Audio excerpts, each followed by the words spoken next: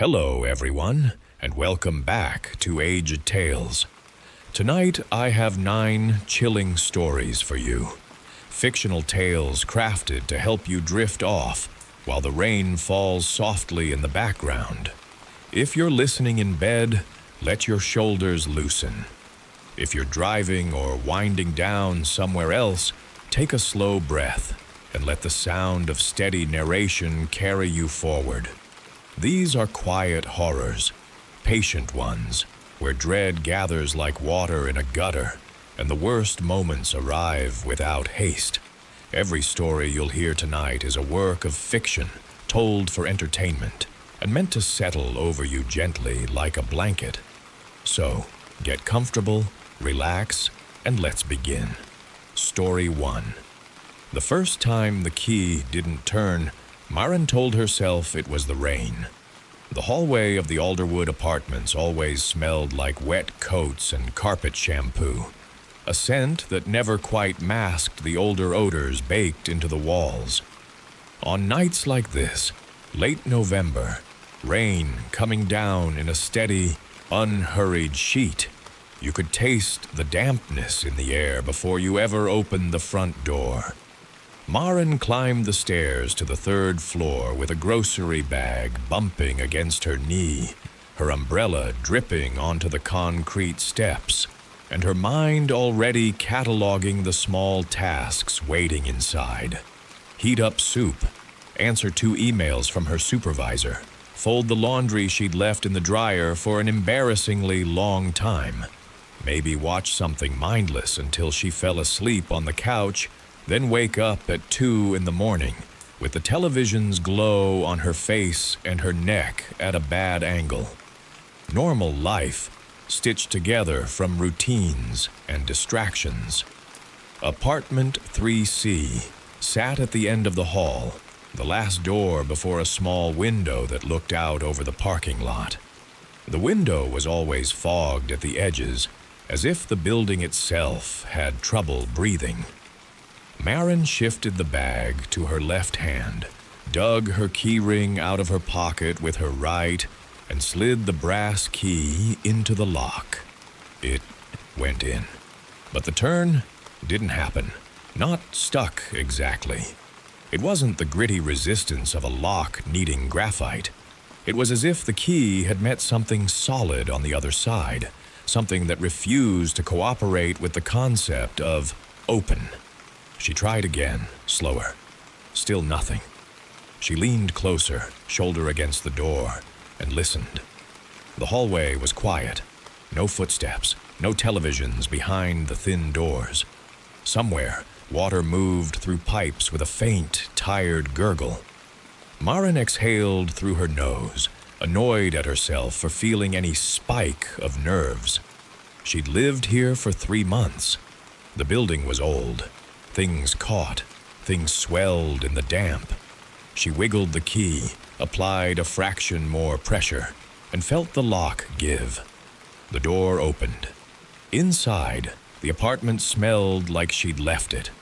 Warm air, the faint lemon of the cleaner she used on Sundays, a trace of laundry detergent. Nothing wrong. She stepped in, kicked the door shut behind her, and set the grocery bag on the counter. Her kitchen was small, a galley that forced you to move like you were sharing space with someone else, even when you weren't. She turned on the overhead light, then paused. The light was already on. Her hand was still on the switch. It should have been off. She always turned it off when she left. She had habits, and those habits were the only reason she'd managed to live alone without sliding into total disarray. She stared at the warm pool of light in her kitchen and listened again. The refrigerator hummed. Rain tapped against the windows. And somewhere, beneath those normal sounds, there was a faint click, click, click, that reminded her of a fingernail tapping wood. She held still until the clicking stopped, then told herself it had been the fridge cycling, the plastic shifting as it cooled. She unpacked groceries with deliberate calm, lining items up as she always did. Cans on the left, produce in the middle, bread and eggs on the right. It was silly, she knew, a small attempt at control, but it soothed her. By the time she put the last item away, her shoulders had lowered again. The strange resistance in the lock was forgotten. The light being on felt like a misremembered detail. She heated soup, ate standing at the counter, and tried not to look toward the living room where the shadows thickened at the edges of her lamplight. The apartment's layout was simple. Kitchen, living room, bedroom, and bathroom. Straight lines, no hidden corners. Still, she found herself listening between each swallow, catching the building's murmurs and translating them into something meaningful. When she finished eating, she carried the bowl to the sink and rinsed it, letting the hot water steam her hands. The warmth helped. So did the predictability. But when she reached for the dish towel, she saw something on the counter that made her pause. A folded napkin. White, square, the kind she didn't buy. She stared at it for a long moment, trying to place it. Maybe it had come in the grocery bag somehow, stuck to an apple, clinging to something. But she hadn't been to a cafe. She hadn't carried anything that would include a paper napkin. And even if she had, it wouldn't have been folded with such crisp symmetry, corners aligned like a careful letter. She didn't touch it right away. She washed her hands, dried them on her jeans, and then, with a small and irrational reluctance, she picked up the napkin and unfolded it. Inside, written in neat block letters, were 4 words: "Welcome home, Marin Lee." Her full name. Not the name on her mailbox, which was just M. Lee. Not the name she used at work, where she was Marin. Not the name her friends sometimes teased her with. Marin Lee. She felt the skin along her arms tighten. She checked her phone without meaning to, as if her screen could give her permission to be afraid. No missed calls, no messages. The napkin's ink looked fresh, not smudged, not faded, as if it had been written moments ago and left in the light for her to find. She set it down and walked to her bedroom with her breathing controlled and quiet. She didn't run. Running would make it real. Running would invite panic. She opened the closet. Nothing. Just her coats and a box of winter boots. She checked under the bed, feeling ridiculous as she knelt. Only dust and an old sock. She checked the bathroom, pulling the shower curtain back with a sharp flick. Empty tub, empty mirror, a toothbrush that belonged only to her. By the time she returned to the kitchen, she'd almost convinced herself the napkin was a prank, maybe from maintenance. She'd had a maintenance request last week for a dripping faucet. A man named Colin had come by, polite and silent, and fixed it while she stood awkwardly near the doorway. Maybe he'd done this as some kind of joke. Maybe he'd seen her mail. Maybe he thought it was funny to make her jump. But the idea didn't soothe her. It made her stomach sink in a different way. She threw the napkin away, pressed it down beneath coffee grounds and eggshells as if burying it would erase it, and took her laptop to the couch. Work emails. Safe, boring, familiar. Her inbox filled the screen. The usual requests, the usual deadlines. She replied to a few, then opened a spreadsheet and pretended she was doing something productive. The rain outside deepened, a soft roar against the windows. Somewhere around 10, she heard footsteps in the hall. That wasn't unusual. People came and went at all hours. But these footsteps paused outside her door and stayed there. Maren froze, fingers hovering above her keyboard. A shadow slid beneath the crack at the bottom of the door, narrow and still. She told herself it was someone checking their phone in the hall, someone waiting for a roommate, someone fumbling with keys. The shadow remained. Then, very softly, she heard the lock. Not the sound of a key turning, but the tiny internal movements of metal parts settling into place, like someone on the other side was testing the mechanism without committing to opening it. Maren's throat went dry. She got up quietly and walked to the kitchen, where she kept a small drawer of practical things: scissors, tape, a cheap paring knife. She took the paring knife and held it with the blade pointed down, feeling foolish and exposed. The lock clicked again. Then silence. After a full minute, the footsteps moved away down the hall. Maren exhaled shakily and forced herself to set the knife down. She stood in the kitchen, listening to the apartment's steady sounds, until her heart slowed. She slept badly. She dreamed of keys that wouldn't turn, of doors opening into other doors, each one leading deeper into a hallway that smelled like wet coats. In the morning, she woke to a normal, sunless day and a normal gray light. Her anxiety shrank in daylight, embarrassed by itself. She showered, got dressed, and went to work. The office was a small, open-plan space above a bakery. You could smell cinnamon in the hall, and the sweetness made everything feel less threatening. Maren answered calls, sent documents, smiled at coworkers, and tried to convince herself she'd overreacted. By lunchtime, she almost believed it. Then she went to the kitchenette to get her salad from the fridge. Taped to the container was a small, sticky note: "Never eat what you didn't buy." Her hands went cold. She stared at the note for a long time, then looked up at the room around her.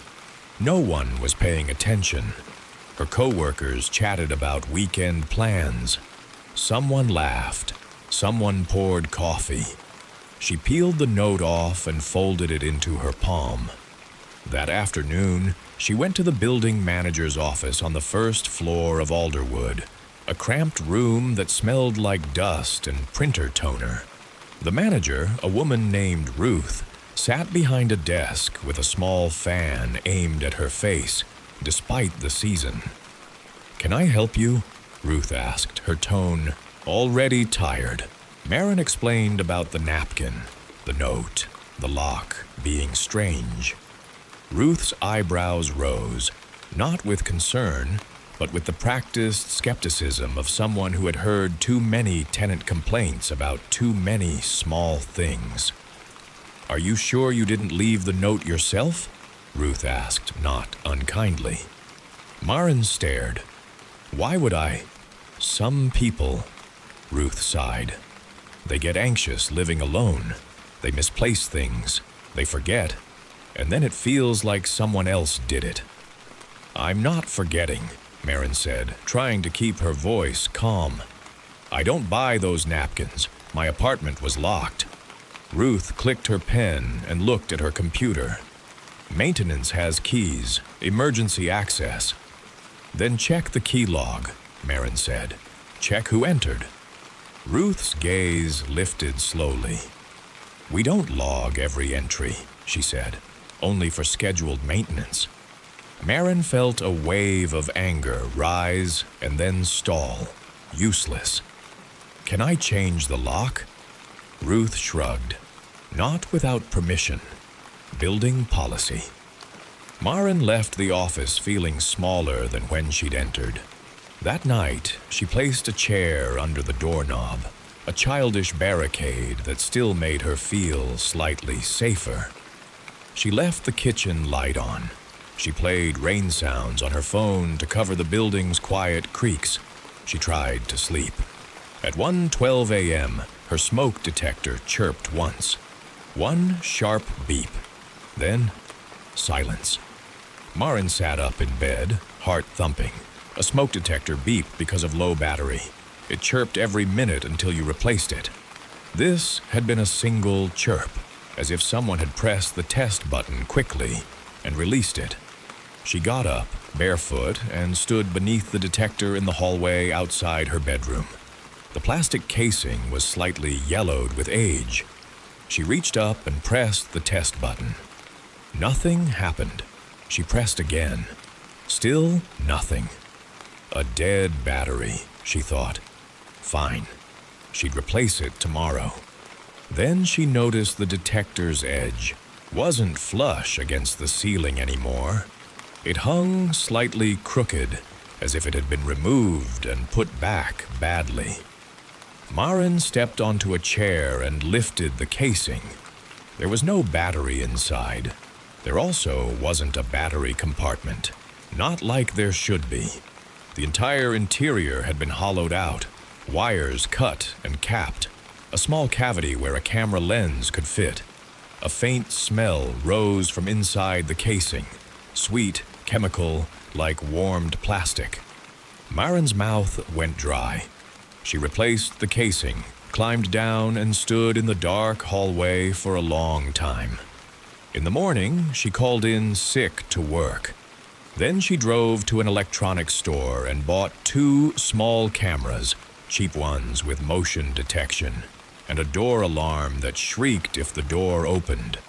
It felt dramatic, but she was past the point of wanting to be reasonable.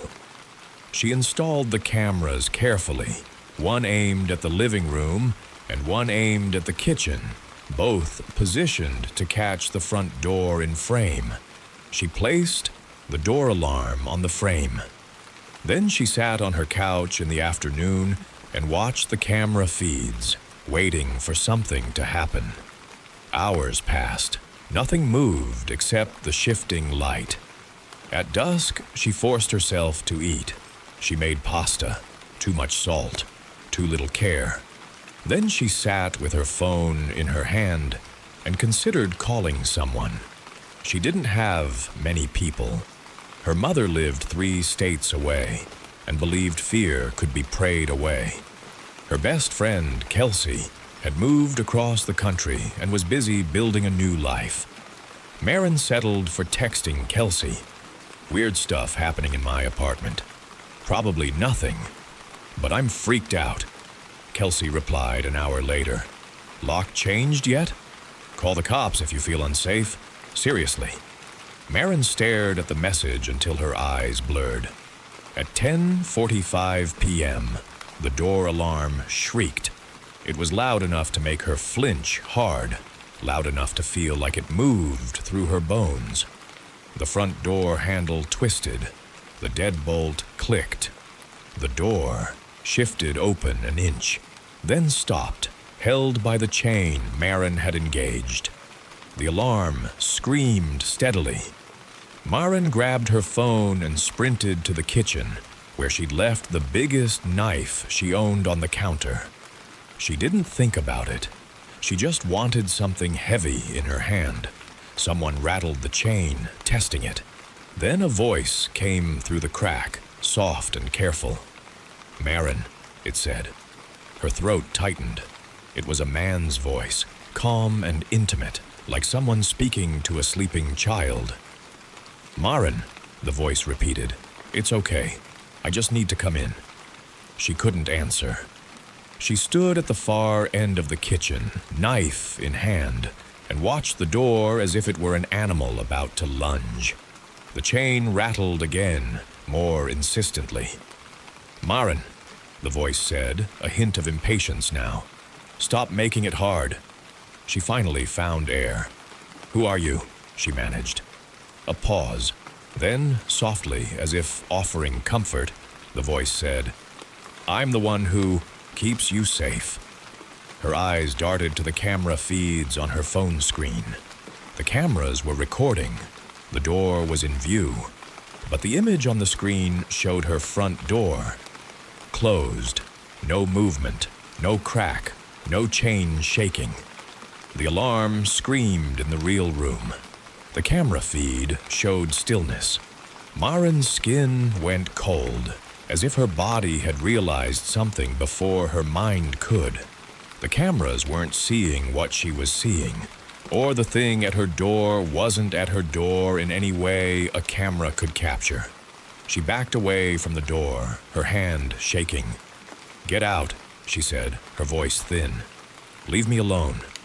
The voice sighed, and the sound was almost affectionate. "I can't," it said. "You live where I live now." The chain gave a sharp jerk, hard enough to make the metal scrape. Marin's mind split into frantic options. Call 911, run to the neighbor, scream. She did none of those.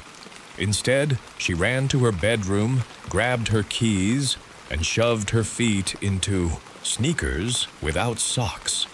She snatched her coat and moved back to the front door, keeping her eyes on it the whole time. The chain was still holding, but the door was bowed inward slightly under pressure. "Marin," the voice murmured, "you're making me disappointed." She yanked the door open hard, ripping the chain free. The alarm shrieked louder. The hallway outside was empty.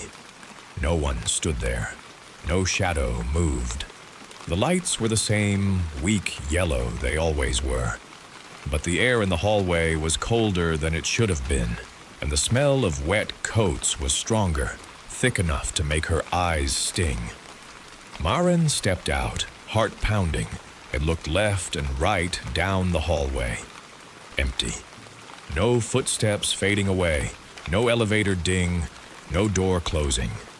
She stood there for only a second before her survival instincts finally woke up fully. She ran down the stairs, out into the rain, and into her car. She drove without thinking, headlights smeared by water, hands slick on the steering wheel. She ended up in a 24-hour diner on the highway, the kind of place with bad coffee and fluorescent lights that made every face look a little tired and untrustworthy. She sat in a booth with her back to the wall and ordered tea she didn't drink. Her phone buzzed, a new notification from her camera app. Motion detected.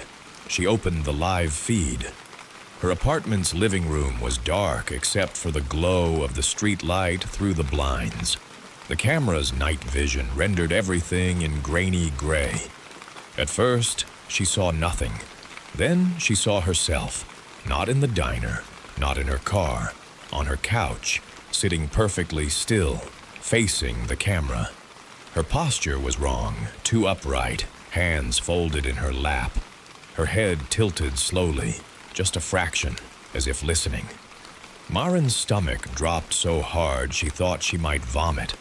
She stared at the feed until her eyes burned, searching for any sign that it was a recording, a glitch, some cruel error. But the timestamp in the corner was live. The figure on the couch wore Marin's coat, the one she'd grabbed before leaving. And then the figure on the couch lifted its head and smiled. The smile wasn't hers. The mouth widened too far, the skin around it not folding naturally. The figure leaned toward the camera and raised a hand. It touched the lens. The screen went black. Marin sat in the diner booth, trembling. Around her, the diner's normal noises continued. Plates clinked. A waitress laughed at something a customer said. The world remained indifferent. She tried to call the police. Her fingers shook so badly she misdialed twice. When she finally got through, her voice sounded ridiculous, scattered, like someone telling a story they didn't believe themselves. "There's someone in my apartment. I think they broke in. My cameras show." The dispatcher asked her to calm down, asked for her address, asked if she was safe. She gave the address and said she was in a diner. The dispatcher said an officer would be sent. Marin waited. Rain slid down the diner windows. The tea cooled. Midnight became 1 a.m., then 2. No one called back. At 2:37 a.m., Her phone buzzed again. A message from an unknown number. Home is where you're seen. Attached was a photo. Her apartment hallway taken from inside her apartment, aimed at her front door. The door was open. In the doorway stood a dark shape, tall, blurred, as if the camera couldn't decide what it was. And written across the bottom of the image, in neat block letters, were 2 words: "Your turn now." Maren didn't go back to Alderwood that night. She didn't go back the next day either. She stayed with a co-worker for a week, sleeping on a couch and pretending it was temporary. She filed another complaint with Ruth. She asked again about the locks. She asked again about key access. Ruth told her, politely and firmly, that no one had entered her unit, that the building's maintenance staff had no record, that maybe she should consider talking to someone about stress. Maren stopped arguing. She packed what she could in daylight hours, with her co-worker present, with her phone recording the entire time. She moved out before the month ended. She paid the penalty. She didn't care. For a while, life felt normal again. She rented a small apartment in a different town, on a different street, in a building with bright hallways and newer locks. She bought a new smoke detector with a sealed battery and installed it herself. She didn't buy cameras again. She couldn't bear the idea. Months passed. Winter became spring. One evening, Maren came home from work and found a folded napkin on her new kitchen counter. White, square, crisp. She didn't touch it. She didn't even step fully inside. She stood in her doorway with the new apartment's air on her skin, and she listened. Nothing moved. No clicking. No footsteps. The napkin waited, quiet and patient. Maren backed away slowly and closed the door. She sat in her car in the parking lot until the sun went down, then until the lot lamps came on, then until her phone battery slipped toward empty. And she understood with a steady, hollow certainty that the thing in Alderwood hadn't been attached to that building at all. It had been attached to her, not because she was special, not because she'd done anything wrong, but because she'd noticed. And once you noticed, it was too late to go back to being unseen. Story 2.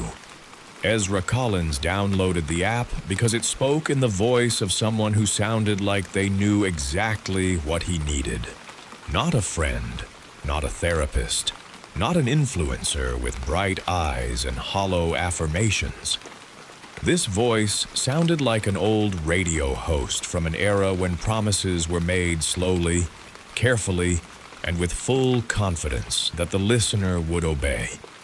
It started on a Tuesday night in late winter, after Ezra had spent 3 hours staring at his bank account as if concentration could summon extra digits. The balance hadn't moved.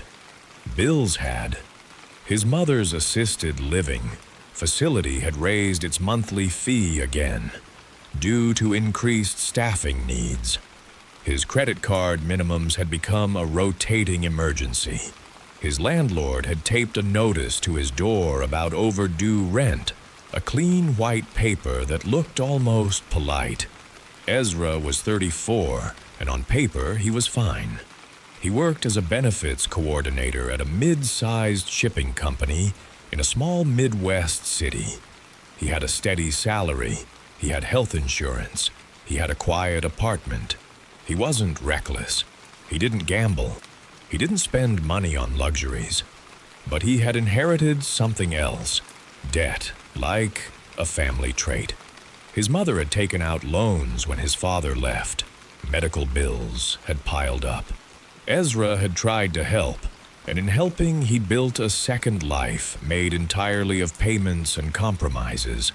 It was the kind of situation that didn't feel like drowning. It felt like living with a hand on your throat. Always. That night, after he'd refreshed his account for the 20th time, his phone buzzed. A notification banner appeared without a recognizable icon. Civic Duty Program, Early Access. He frowned, thumb hovering. He didn't remember downloading anything like that. His phone storage was nearly full, and he was careful with apps. Or he used to be. When he tapped the banner, the screen went white. Then a seal appeared, a simple circle enclosing a tidy grid of houses, like a neighborhood drawn by someone who loved right angles. A single line of text loaded beneath it. "Welcome, Ezra Collins. We see your strain." He swallowed, skin prickling. He should close it, should delete it, but the words were too accurate, too intimate. Another line appeared. "Your community needs you. Your account needs us." Then a prompt. Allow permissions for verification, location, camera, microphone, banking access. It was invasive, obscene. Ezra's finger hovered. He thought about his mother's voice on their last phone call, soft with fatigue. He thought about the rent notice. He thought about the hollow humiliation of asking for help from people who didn't understand what it felt like to be slowly dismantled by numbers. He accepted. The app's interface changed immediately. A warm male voice emerged from his phone speaker, smooth and measured. "Thank you, Ezra," it said. "You've been selected because you've proven you can endure." Ezra's mouth went dry. "Who is this?" "A civic improvement initiative," the voice said. "Private funding, public benefit, individual reward." A number appeared on the screen. $3,820,000. Ezra blinked. "Complete your civic path," the voice said, "and you will be financially restored." The app displayed a second number beneath it. $96,417.32. His total debt, down to the cents. Ezra stared at the screen, and the world around him, the hum of his old refrigerator, the traffic outside, the faint drip of the bathroom sink, fell away. "How?" he whispered. The voice didn't answer that. It didn't need to. The first task arrived at 5:30 a.m. on Wednesday. Ezra was awake anyway. Sleep had been thin for months, pulled apart by anxious math. The notification chimed softly. Task 1. Remove hazard. Location: Maplewood Park, East Path. Reward: $250. He opened the app and saw a live image of a park walkway. Broken glass glittered near a playground. A rusted nail protruded from a board left by a damaged bench. His city wasn't dangerous. Not really, but small hazards accumulated, the way mold spread in corners. The app showed him a checklist: gloves available in his vehicle, bag in trunk. Ezra frowned. He went outside to his car, a used sedan with a cracked taillight, and opened the trunk. There were gloves, thick work gloves in plastic wrap. There was a trash bag. There was even a small hammer and a pry bar. He hadn't put them there. A chilly clarity moved through him. Someone had been in his car, or the app had been. He stood for a moment, breathing in cold morning air, and considered leaving everything untouched, going back inside, pretending he hadn't seen the notification. Then he thought of $250 for 45 minutes of work. He drove to Maplewood Park, heart thumping. The city was still asleep. Fog clung low to the grass. The park's metal swings hung motionless, their chains damp. Ezra parked, grabbed the gloves and bag, and walked to the east path. The hazard was real. Broken glass scattered like glitter. The nail rusted and sharp. He cleaned it up slowly, methodically, feeling ridiculous and strangely purposeful at the same time. When he finished, the app chimed again. $250 transferred. Ezra checked his banking app. It was there. Real money, immediate deposit. His stomach flipped with relief and fear in equal measure. The voice returned, warm. Excellent. Community stability increased by 0.6%. You are beginning. The second task came that afternoon. Task 2, document violation. Address, 411 Linden Street. Reward, $400. The app showed a photo, a yard with a burned-out car sitting on blocks, weeds high, a tarp sagging. The city code sections appeared, highlighted. Ezra didn't like this one. It felt like tattling, like being weaponized against ordinary people who were probably struggling too. But $400 was $400. He drove by after work, parked a block away, and took photos as instructed. 2 days later, the car was gone. The weeds were cut. A citation had done what neighbors couldn't. The app deposited $400 and praised him. Order preserved, the voice said. You are protecting your own future. Task 3 arrived Friday night. Task 3, identify blight. Location, River Underpass, South Service Road. Reward, $2,000. Ezra's thumb hovered. He'd seen that underpass. Tents sometimes gathered there. People living in the spaces the city forgot. He didn't want to go.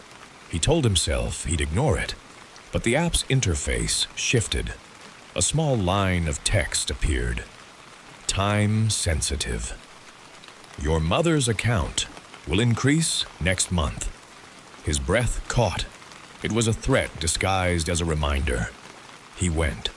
The underpass was cold, even in the weak winter light. The river nearby made a constant hush. Tents clustered under concrete, shapes in shadow. Ezra stayed in his car at first, watching. A man emerged from a tent, wrapped in a blanket, coughing. Another person moved slowly, carrying a plastic bag like it weighed 100 pounds. Ezra's chest tightened. The app offered instructions. Report coordinates, document hazards, submit photos. It used phrases like public health risk, unsafe encampment, municipal liability. Ezra didn't dismantle anything. He didn't touch a tent. But he took photos from the edge, quickly, feeling like he was stealing something. He uploaded them. An hour later, $2,000 appeared in his account. He paid his rent the same night, hands shaking. The relief felt like a drug. Over the next 2 weeks, tasks escalated. Report graffiti, document unregistered vehicles, photograph code violations. Each task paid more, and each task felt less like helping and more like scraping at the edges of other people's lives. The app called him a custodian. He liked that word more than he wanted to. It made him feel useful.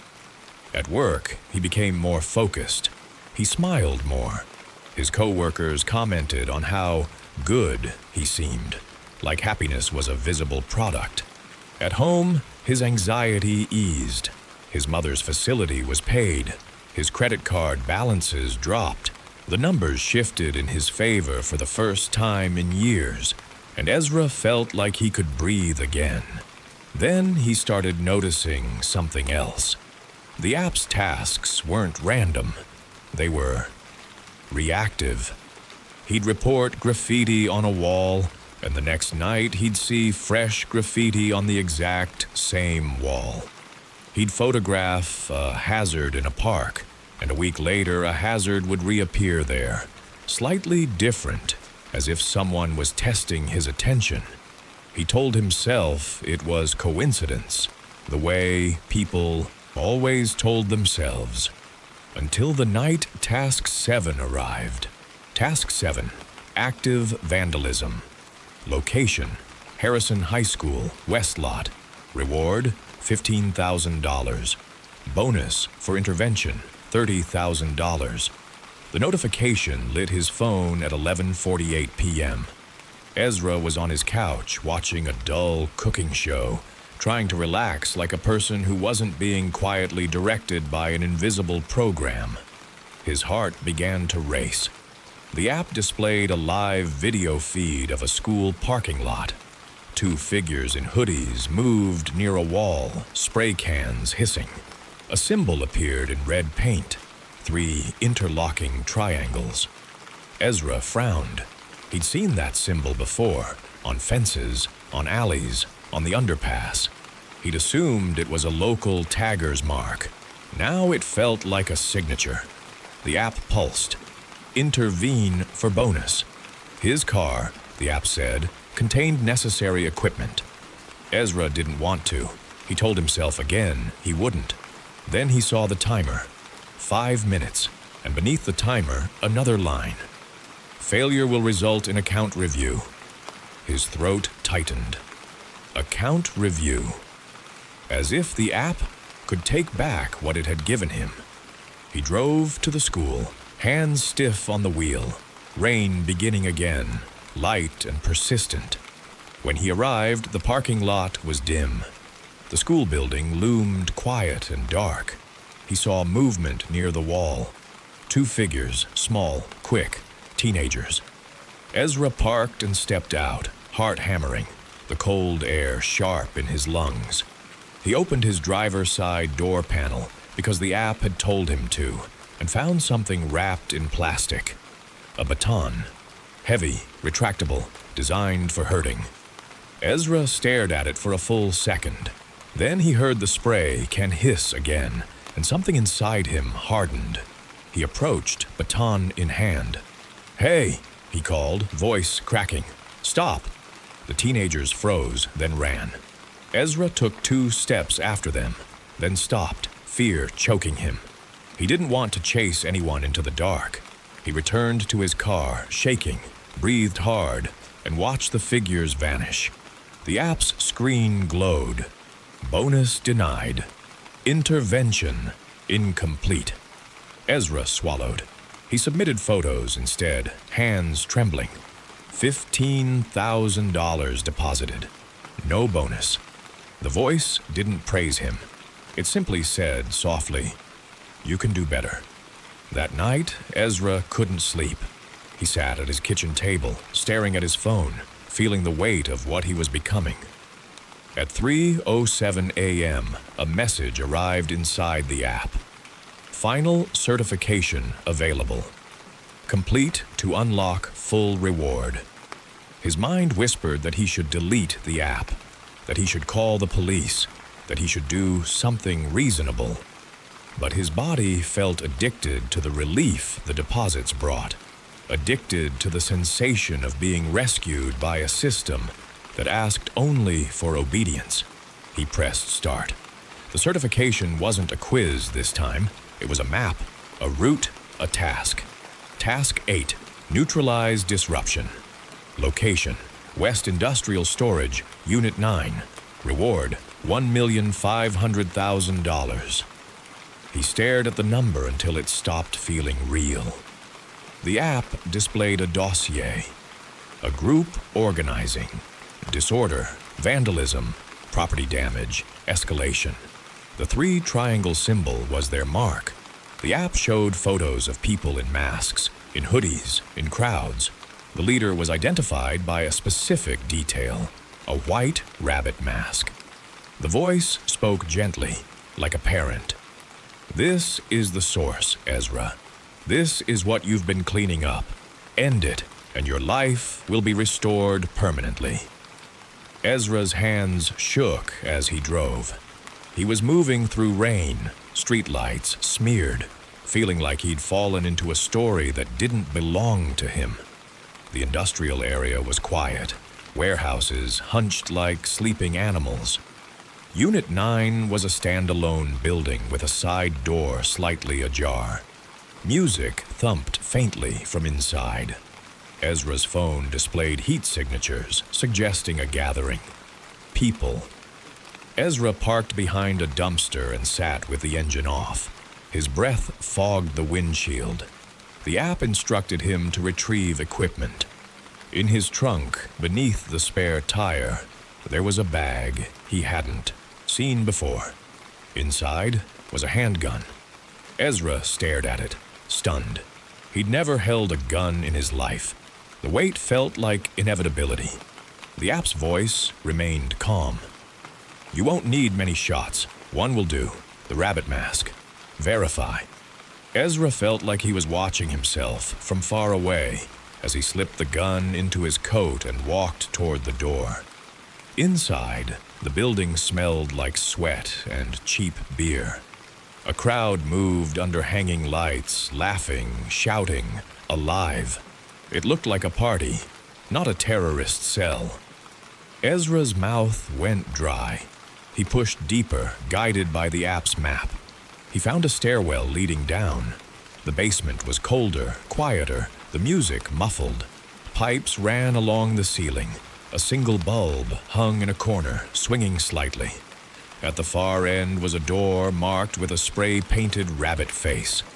Ezra's hand trembled on the doorknob. His phone vibrated. Now, he opened the door. Inside was a small room with a table and 2 chairs. A person sat at the table, facing away, wearing a white rabbit mask. Ezra's lungs tightened. The figure turned slowly. The rabbit mask's black eye holes faced him. For a long moment, neither of them moved. Then the figure reached up and lifted the mask. Ezra's blood turned to ice. It was his mother. Not the frail woman from the assisted living facility, but his mother as she'd looked before everything fell apart. Hair darker, eyes sharp, but older than he remembered, and thinner, and with a hardness in her expression that made her unfamiliar. "Ezra," she said quietly. His hands shook so hard the gun felt like it might fall. "Mom?" he whispered. She looked at the gun and then at his face. Her eyes filled with something like regret. "I was hoping you wouldn't come," she said. Ezra's mind scrambled. Why are you here? You're supposed to be in a facility?" she asked softly. "Being cared for? Being expensive?" She leaned back in the chair and Ezra saw bruises on her wrists, faint marks like restraints. "Do you know why the costs keep rising?" she asked. "Do you know why they keep telling you I need more staff?" Ezra's throat tightened. "Because you're sick." She laughed, once bitter. "No," she said, "because the facility is part of it. They make you desperate. They make you sign your life away." Ezra stared, shaking. His phone buzzed. The screen displayed a countdown. 10 seconds. A message appeared beneath it. "Complete task or forfeit all funds. Fraud investigation initiated." Ezra looked at the screen, then at his mother. His mind fractured with impossible understanding. The app had known where he would go. The app had known who he would find. His mother's eyes held a terrible tenderness. "I downloaded the other app," she said. "The one that pays you to make the mess." Ezra's mouth went dry. "What?" She nodded slowly. "It found me. It found the facility. It told me you were doing this, that you were hurting people, that you were becoming a weapon. I thought I could stop it. I thought I could undo what I'd started." "What you'd started," Ezra whispered. His mother's gaze dropped briefly, and in that small motion, Ezra saw decades of shame. "I left," she said. "When your father left, I told you he abandoned us, but I pushed him away. I took loans in his name. I lied. I did what I thought I had to do to keep you fed, to keep you warm. And now I'm still doing it, still making choices that poison you." Ezra's hands shook violently. The gun trembled. His phone counted down. 5. His mother looked up, meeting his eyes through the swinging light.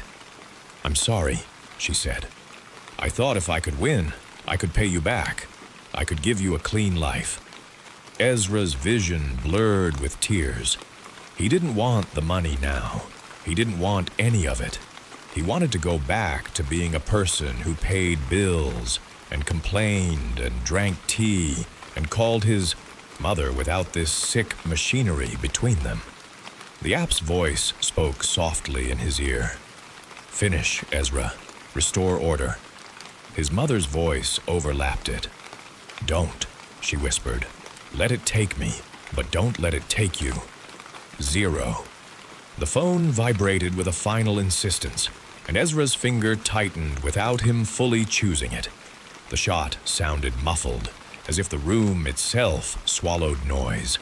His mother jerked, eyes wide, then slumped slowly, like a puppet with cut strings.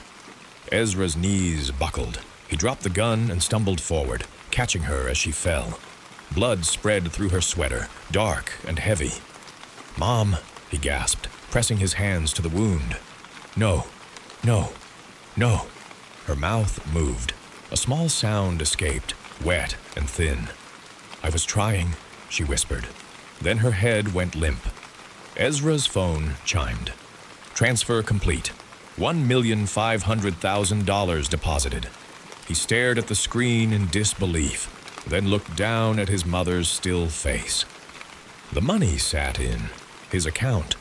Real, immediate. But his mother was dead. Above them, the party's music shifted to a new song, louder, cheerful. People laughed. No one knew. Ezra sat on the basement floor, holding her body, blood soaking into his pants, and felt the full shape of the trap close around him. He saw on his phone screen a new message. "Thank you for your service, custodian. You have been selected for the next cycle." He wanted to scream. He wanted to smash the phone. He wanted to claw his way out of the building and into some version of reality that made sense. But footsteps pounded on the basement stairs. People came rushing down, drawn by something. Maybe the gunshot, maybe a scream he hadn't realized he'd made, maybe nothing at all. A girl in glittery makeup saw Ezra on the floor and shrieked. Someone raised a phone to record. Someone shouted for an ambulance. Ezra looked at their faces, seeing not just horror but fascination, the hungry shine of people who believed they'd stumbled onto something dramatic and shareable. Content. His phone buzzed again, bright and calm. Bonus for audience engagement, $200,000. Ezra's mouth opened, but no words came.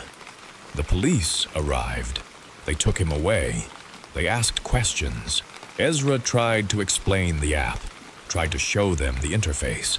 But when he opened his phone, the app icon was gone. No civic duty program, no tasks, no voice, only a banking app showing an enormous deposit and an unread message in his regular texts from a number labeled Mom. It contained only 3 words. "I see you, Ezra." In the weeks that followed, Ezra sat in a holding cell, then a courtroom, then another holding cell, and watched his life collapse into a single narrative. A man who shot his mother in an industrial basement. His lawyer said they could argue mental instability. The prosecutor said the motive was unclear, but the money deposit made everything look like greed. The facility denied everything. They said his mother had been confused, had delusions. They said she'd wandered off and they'd been concerned. They acted shocked at her death, offered condolences, and raised their fees again. Ezra's account remained full, frozen by court order, but full.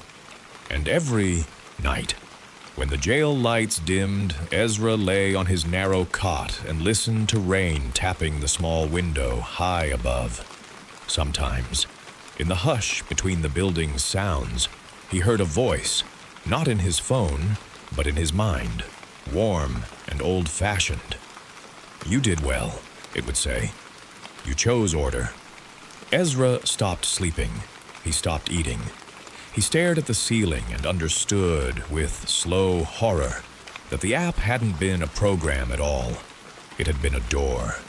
And by walking through it, he'd become what it wanted. A person who could be used. A person who could be made to mistake desperation for permission.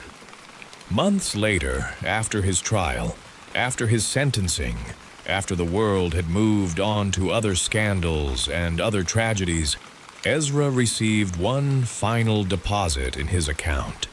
$20. No explanation. Just enough for a commissary purchase. Just enough to prove the thing still watched him. And in the envelope with his monthly account statement, tucked between sterile paperwork, was a white napkin folded neatly into a square. Inside, written in careful block letters, were 4 words. "Your service continues. Ezra." And Ezra, sitting alone under humming fluorescent lights, finally understood that the money had never been the reward. It had been the leash. Story 3.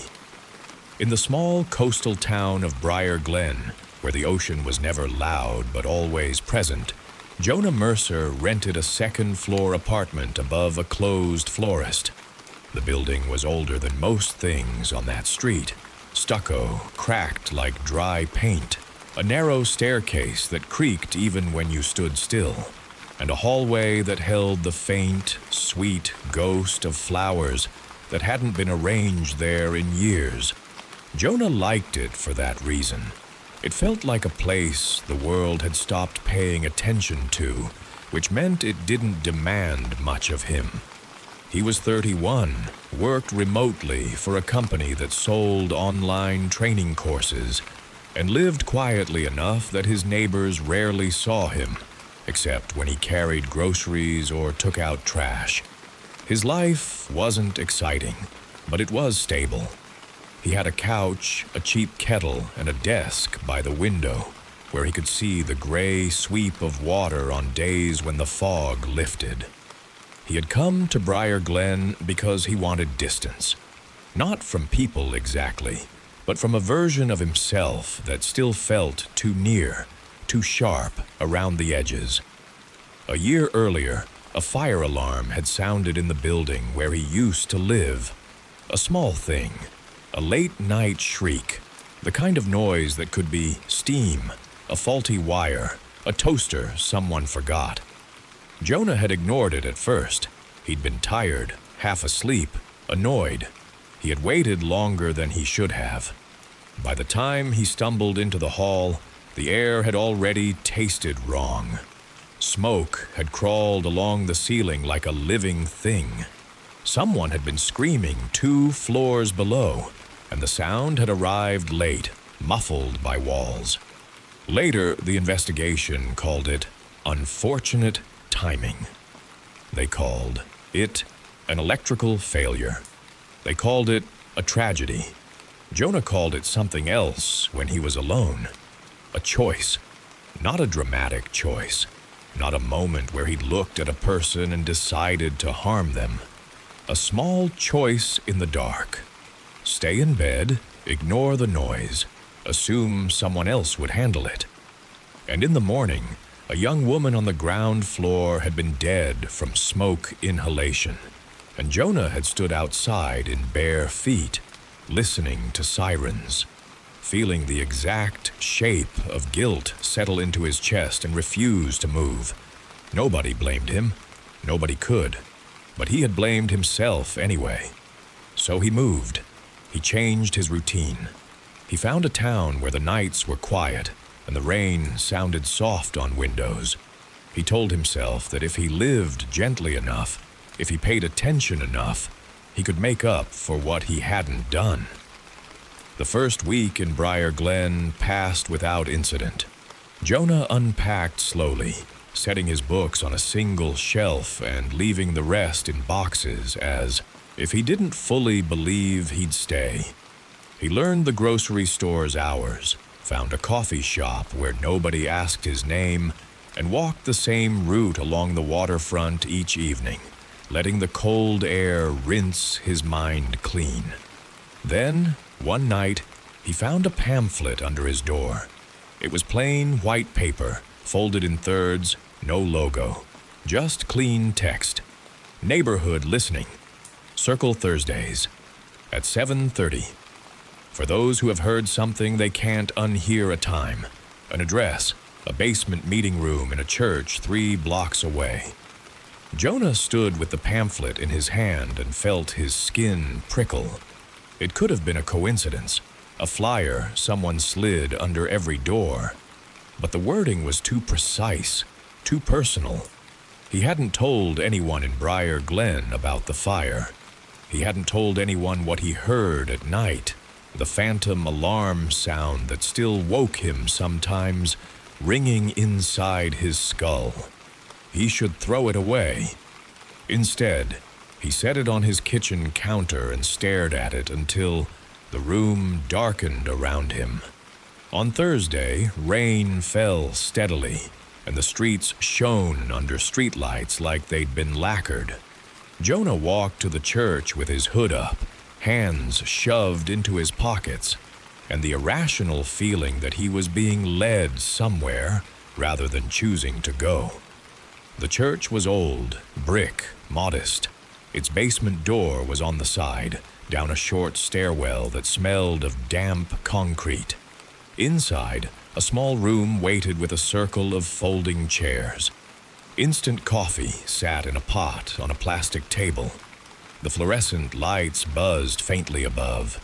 4 people were already there. They looked ordinary, and that somehow made Jonah more uneasy. A woman in her 40s with neatly braided hair, hands folded so tightly her knuckles looked pale. A man with a beard and tired eyes, turning a paper cup slowly between his fingers. A college-aged girl with earbuds hanging around her neck, her foot tapping as if trying to shake off energy that wouldn't leave. And an older man, perhaps 60, sitting very straight, his gaze fixed on the floor. A 5th chair, empty, had been placed slightly apart, like an afterthought. Jonah hovered near the doorway until the braided woman looked up and gave him a small nod. "Come in," she said gently. "You're welcome here." Jonah sat. They introduced themselves with first names only, and Jonah offered his. The braided woman was Elise.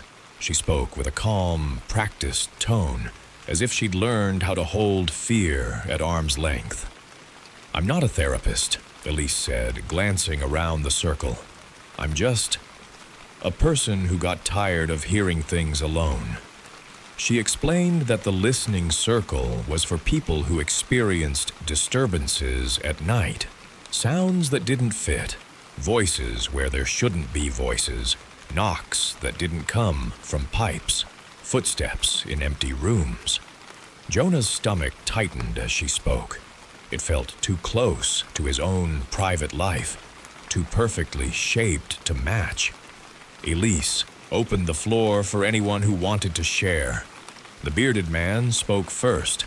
His name was Malcolm. "I keep hearing my own voice," he said quietly. "Not in my head, like out there, in the hall, saying things I didn't say." The college girl, Tessa, nodded too fast, as if desperate to prove she understood. "I hear music," she said. "Old music, like something from a record player, but there's no record player in my building, and it's always the same song." The older man, Owen, lifted his gaze slightly. "I hear breathing," he said, "right behind my bedroom door." Jonah listened, muscles tense, feeling his own secrets move closer to the surface. When it was his turn, he didn't mention the fire, not directly. He said only that sometimes, late at night, he heard an alarm that wasn't there. A silence settled over the room. Elise's expression didn't change, but her eyes sharpened. "Smoke alarm?" she asked softly. Jonah swallowed. Yes, Owen's foot stopped tapping. Tessa's face went pale.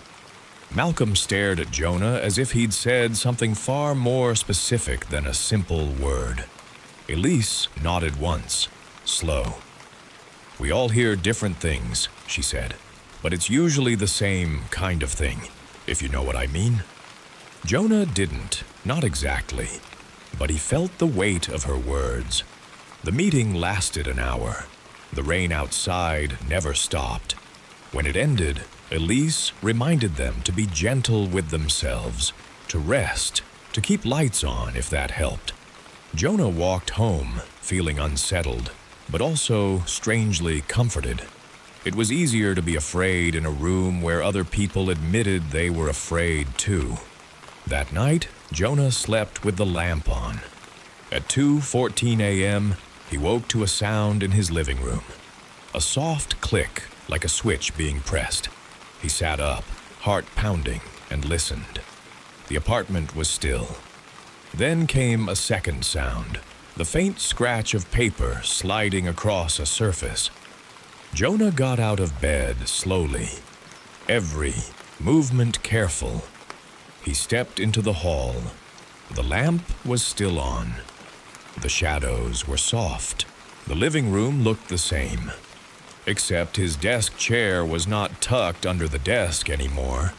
It had been pulled back and turned slightly, facing the doorway like someone had been sitting there. On the desk, a folded pamphlet lay perfectly centered. Jonah approached, throat dry. It was another listening circle pamphlet, identical to the first. But this one had an additional line written in neat block letters beneath the meeting time. "Thank you for coming." Jonah stared at it, then looked around the apartment, scanning corners, the small kitchen, the closed bathroom door. No one. He picked up the pamphlet, and the paper felt cool, slightly damp, as if it had been carried from outside in the rain. His breathing grew shallow. He told himself it was Elise, a joke, a bizarre attempt at encouraging group cohesion. But how would she have gotten in? The deadbolt was locked. The chain was secured. He checked them. They were still engaged. His skin crawled. He didn't sleep after that. He sat on the couch with the television on low volume until sunrise. Over the next week, small things changed in Jonah's apartment. A kitchen drawer left slightly open, though he was certain he'd closed it. A wet footprint on the bathroom tile, too large to be his, appearing as if someone had stepped out of the shower. A faint smell of smoke drifting through his living room in the middle of the afternoon, then vanishing as quickly as it came. He went to the second listening circle meeting, more out of need than choice. This time, there were 6 people in the circle. A new man joined, quiet, broad-shouldered, sitting with his hands clasped between his knees. He introduced himself as Patrick. His voice was low, hesitant. "I didn't know where else to go," he said. Jonah felt a flare of unease. That sentence could have been his. Elise watched the group carefully, as if tracking subtle shifts. When it was Jonah's turn, he mentioned the pamphlet on his desk. The chair moved. Tessa's lips parted slightly. Malcolm's hands tightened around his cup. Owen exhaled slowly and said, "It's not just sound anymore." Elise nodded, expression grim but controlled.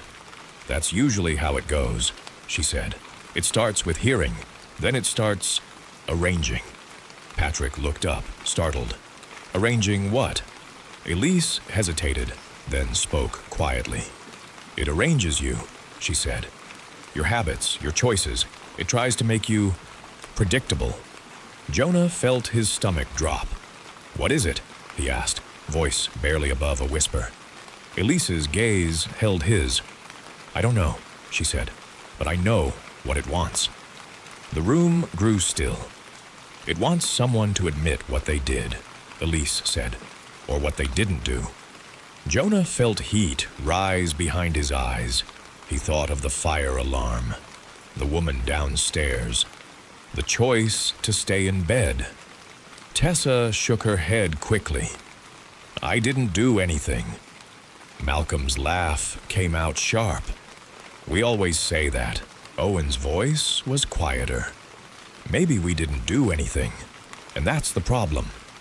Elise guided the conversation carefully, keeping it from spiraling into accusations. But Jonah could feel something shifting, threads tightening. After the meeting, Malcolm approached Jonah in the hallway outside the basement. "You said smoke alarm," Malcolm murmured, as if afraid to be overheard. "What happened?" Jonah's throat tightened. "It doesn't matter," he said, and walked away. But it did matter.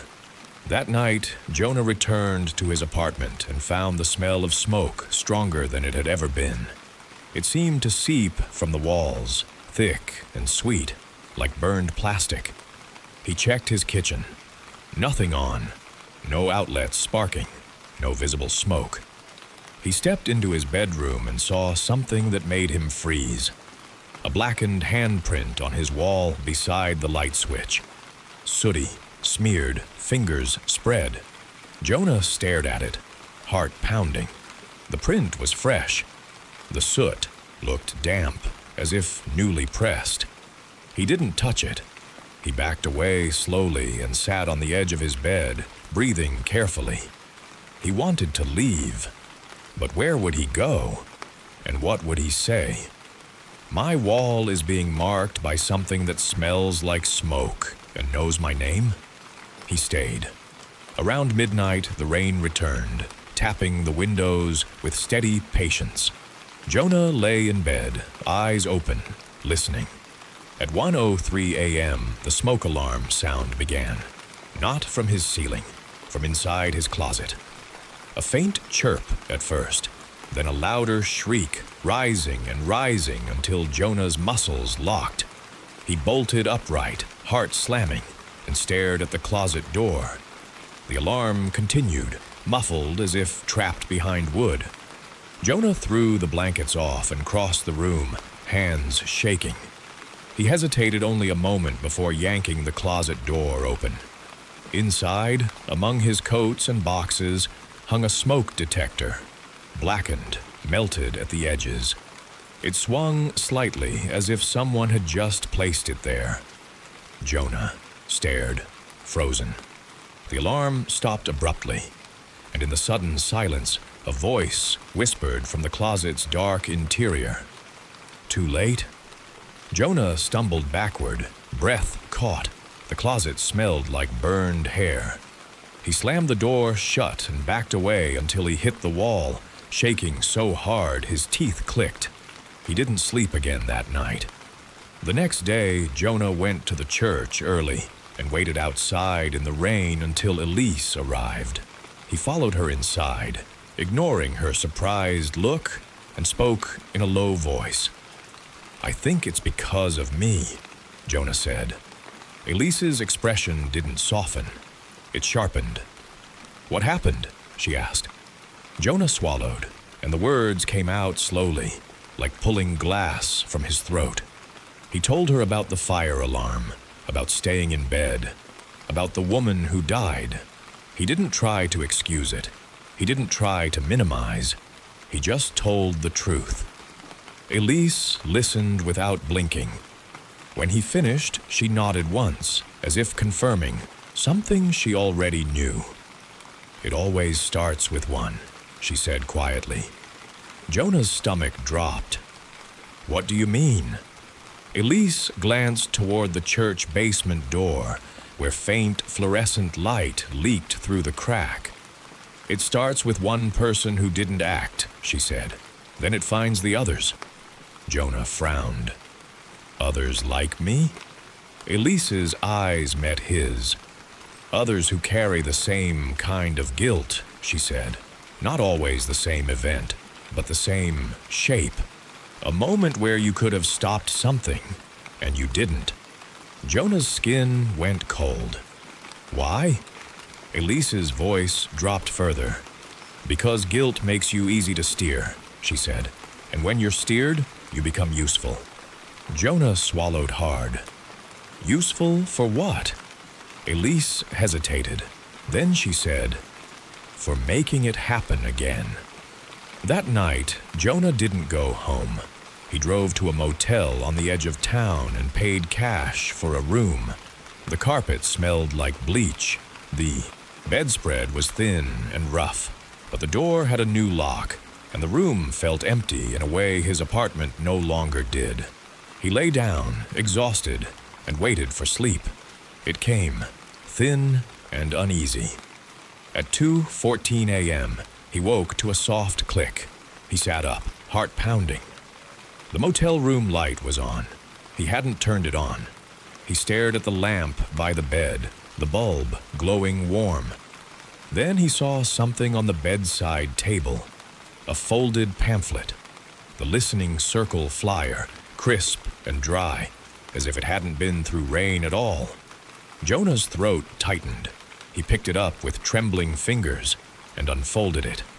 Inside, written beneath the meeting time, were 4 words, "We can follow you." Jonah's breath came shallow.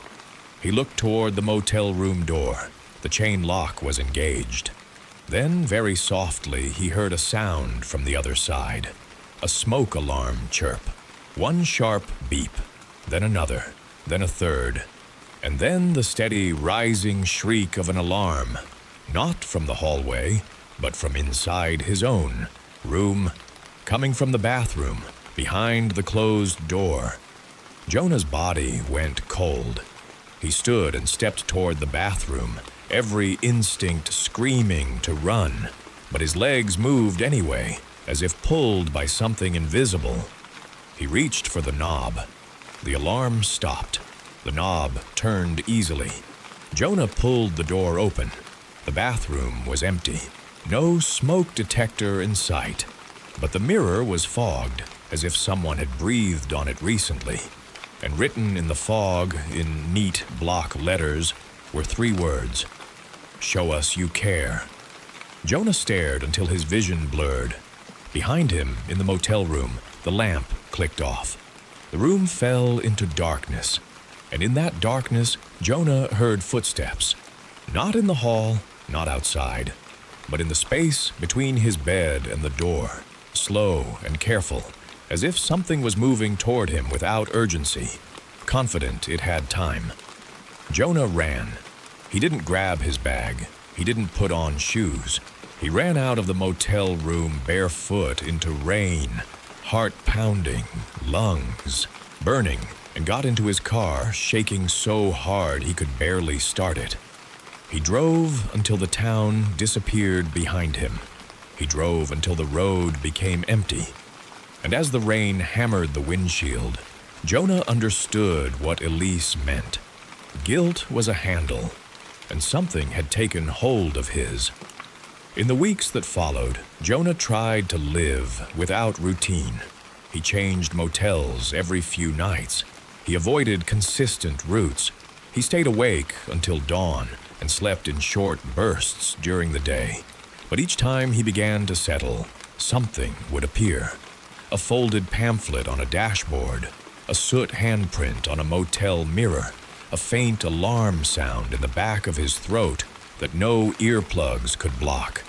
And slowly, Jonah began to see the pattern. Every time the presence found him, it wasn't just trying to scare him. It was reminding him of the shape of his failure. And each reminder carried an invitation. Do something. Prove you'll act. But the only action it seemed to offer him was the worst kind. The kind that would let him pay off guilt by handing it to someone else. One rainy night, months later, Jonah sat in his car in a parking lot outside an apartment building he didn't recognize. He didn't remember driving there. Not fully. He looked up at the building's windows, glowing softly in the dark. His phone buzzed. He hadn't downloaded any new apps. He hadn't even connected to Wi-Fi. But a notification banner slid across his screen. Fire alarm test in progress. Do not intervene. Jonah's breath caught. Then, in the building's third-floor window, he saw a flicker of orange light. Not a lamp. Flame. Jonah's hands tightened on the steering wheel. His body went rigid. He heard a woman scream, faint through glass and rain. He saw someone in the hallway of the building, a silhouette moving slowly, not rushing. Jonah's mind filled with Elise's voice. It wants you useful. It wants you to make it happen again. His door handle felt cold under his palm. He could get out. He could run into the building. He could pound on doors. He could act, or he could sit in his car and listen and let the night become someone else's tragedy. For a long moment, Jonah didn't move. Then he thought of the fogged mirror message. Show us you care. Jonah opened the car door and stepped out into the rain. He ran toward the building, feet splashing, heart pounding, lungs burning. He didn't know if he was doing it for the people inside, or for himself, or because something had finally pushed him hard enough that his fear broke apart. He didn't know if the presence would let him succeed, but he ran anyway. And as he entered the building's lobby, the fire alarm began to shriek in full, a sound so loud and familiar Jonah felt it in his bones.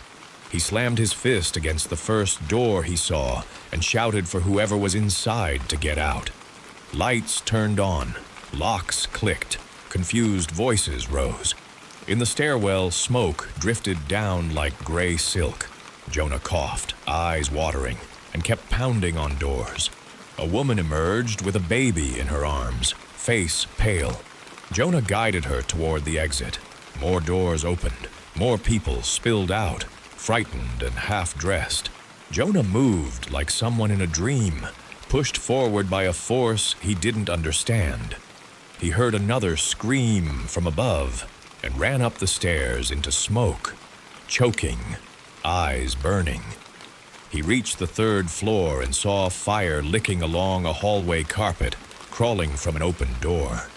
He saw someone inside that door, a dark shape slumped on the floor. Jonah ran toward it, dropped to his knees, and grabbed the person under the arms.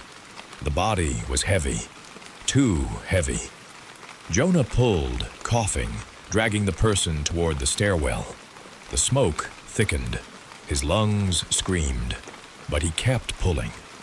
At the stairwell, he leaned down to lift the person into a better position. And as his face neared the person's ear, he heard a whisper, soft and intimate. Good. Jonah froze. The person in his arms opened their eyes. The eyes were bright, alert, and wrong, reflecting firelight like an animal's. The mouth curved into a smile. Not grateful. Hungry. Jonah's blood turned to ice. The body in his arms was not unconscious. It was waiting. And now, because Jonah had proven he would act, it had finally found what it wanted. A rescuer. A willing hand. A doorway into someone else's life. Jonah tried to let go, but the person's fingers clamped around his wrist with inhuman strength. The fire roared behind them, and in the chaos of alarms and smoke and shouting, nobody noticed one more struggle in the stairwell. Nobody saw Jonah pulled closer, forced to breathe the same air as the thing in his arms. Nobody heard the soft, calm voice at his ear. Now you know how it feels, it whispered. Now you're mine. Jonah's vision blurred, his lungs burned, his body trembled. And as the world narrowed to smoke and heat and the grip on his wrist, Jonah realized the final cruelty. He had acted. He had tried to be better. And the moment he proved he could be used, something had been waiting to reward him. not with forgiveness, but with possession. Later, when the fire was out and the building stood wet and blackened, the news called Jonah a hero, a stranger who happened to be nearby, a man who saved lives. They interviewed people he'd guided to safety. They praised him for bravery. No one could find Jonah afterward. He vanished before police could take his statement, before the cameras could capture his face clearly. In Briar Glen, Elise heard the story on the radio and turned it off with shaking hands. She knew what had happened. Jonah had given the thing what it wanted. And somewhere, in some other town, in some other hallway that smelled like wet coats and old carpet, someone would wake in the night to the soft chirp of a smoke alarm, and they would hear a calm voice whisper their name. Story 4. When Paige Holloway accepted the overnight position at Crestview Medical Center, she told herself it was temporary, just a season, just enough time to catch up. Her student loans had become a constant ache, a background pain that never fully left. The night shift paid more, and the hospital's staffing coordinator had been kind in that brisk, efficient way that made you feel replaceable, but also lucky. Crestview sat on the edge of a small town in northern Pennsylvania, where the winters were long and the streets smelled faintly of wood smoke. The hospital was a concrete block of fluorescent hum and endlessly mopped floors. Even from the outside, it looked like a place where time didn't move properly. Paige was 28, a respiratory therapist, and good at her job in the way that mattered. She stayed calm when other people panicked. She could coax a frightened patient through a breathing treatment. She could work quickly when someone's oxygen dropped. She could make herself into a steady presence in rooms where fear pooled. She'd learned that skill in childhood. She'd grown up in houses where quiet meant safety, where you listened for the wrong kind of footsteps, where you learned to breathe softly and stay out of the way. In her adult life, competence had become her armor. The night shift at Crestview began at 7 p.m. and ended at 7 a.m. By midnight, the hospital thinned into a quieter version of itself. Daytime chatter faded. Visitors were sent home. The corridors became long, pale tunnels where lights buzzed and the air smelled of disinfectant and plastic. On her first week, Paige learned the rhythms. The ICU ventilators hissed steadily like sleeping animals. The telemetry monitors beeped in patterns you learned to interpret as reassurance or alarm. The elevators made a soft chime that echoed too long at night. And then there was the stairwell. Stairwell B was near the back of the building, a narrow concrete shaft that ran from the basement to the roof access. It was the least used stairwell, and it always felt colder than the rest of the hospital, as if it held onto winter even when the heating system ran hot. On her second night, Paige heard someone in Stairwell B at 3:11 a.m. It was a simple sound, footsteps on concrete, slow and steady. At first, she assumed it was security, or a nurse taking a shortcut.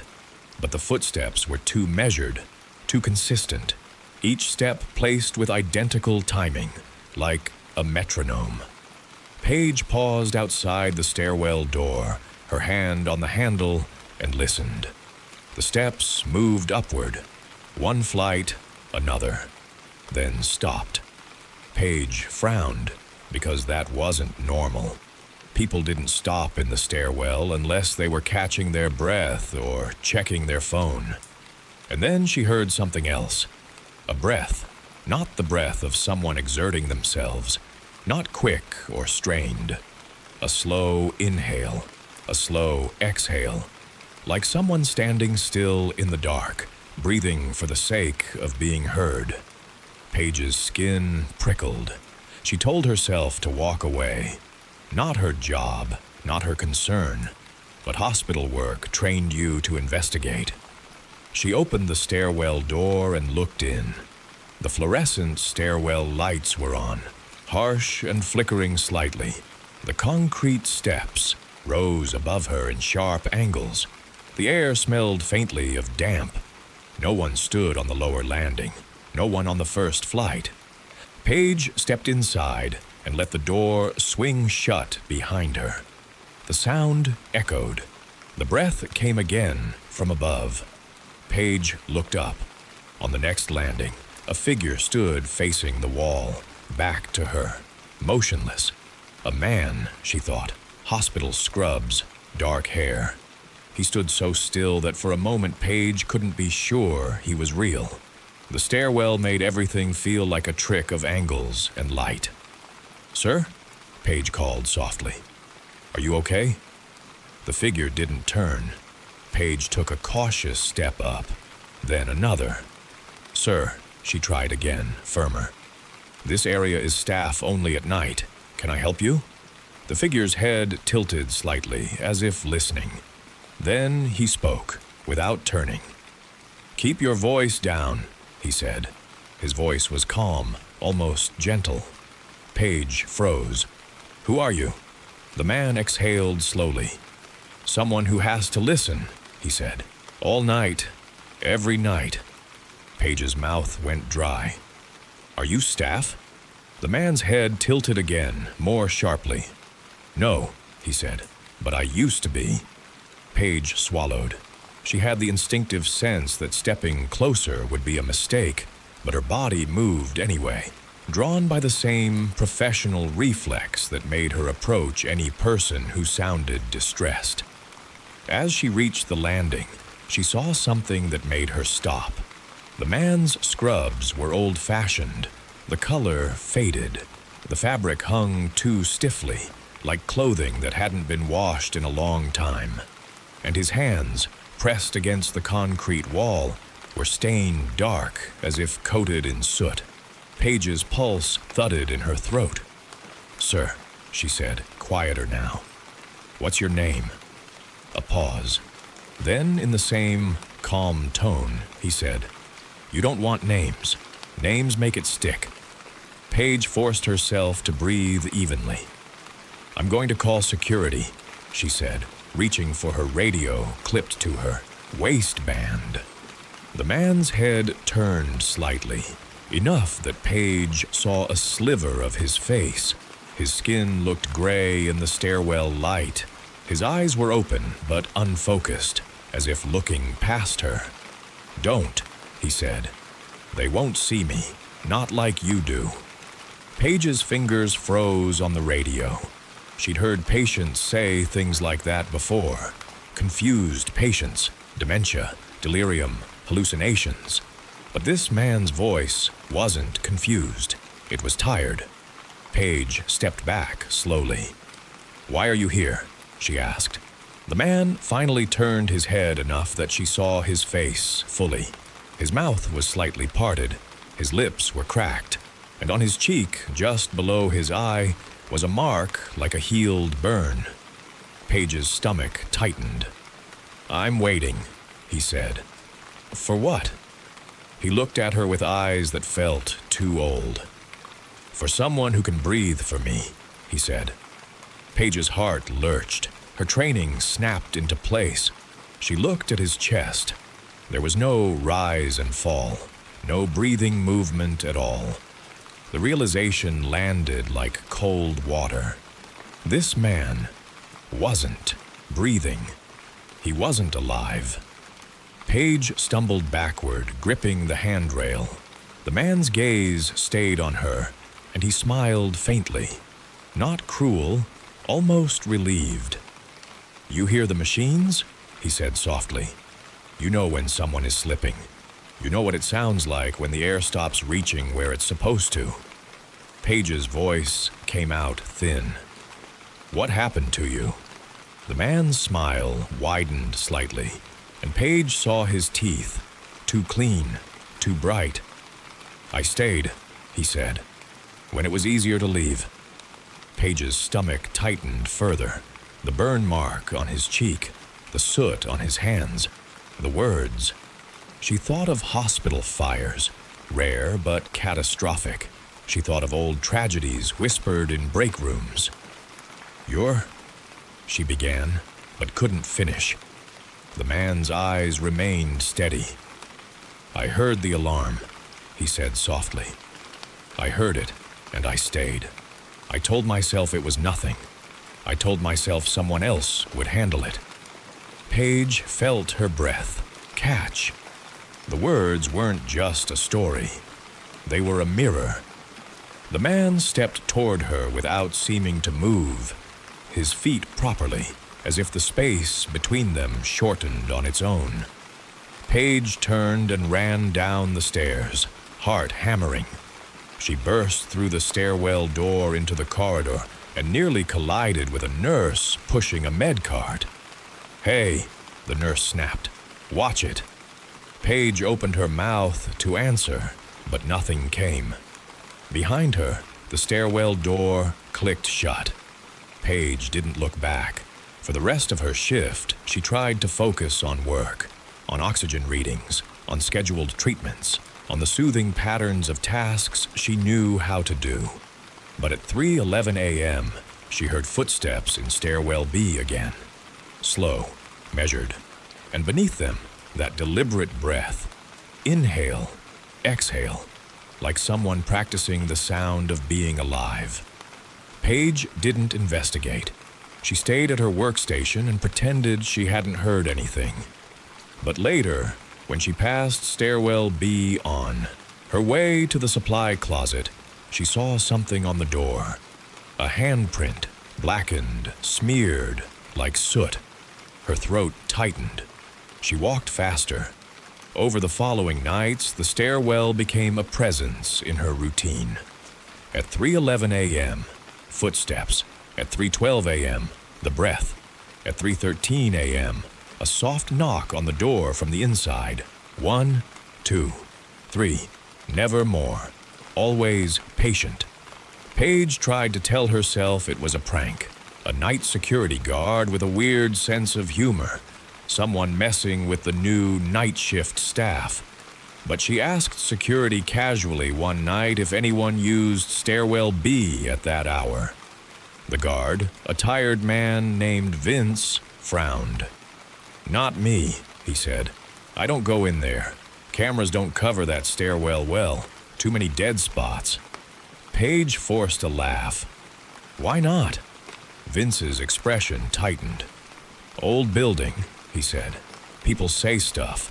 I don't care. I just don't go in there." Paige didn't press. She didn't want to hear the rest. But the knowledge settled in her mind anyway. Others avoided it, and she, for reasons she didn't understand, was being invited. On the 7th night, Paige was called to the 4th floor for an emergency breathing treatment. A patient with COPD was panicking, oxygen saturations dropping. Paige moved quickly, snapping into competence. She set up the nebulizer, coached the patient through slow breaths.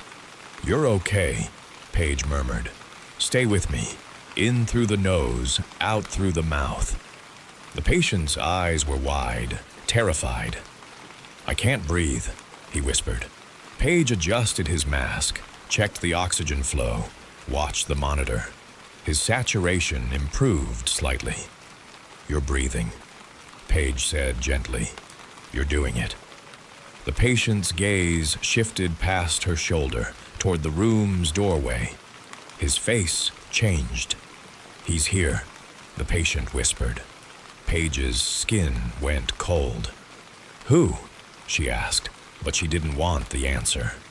The patient's lips trembled. "The one who waits," he said. Paige turned slowly.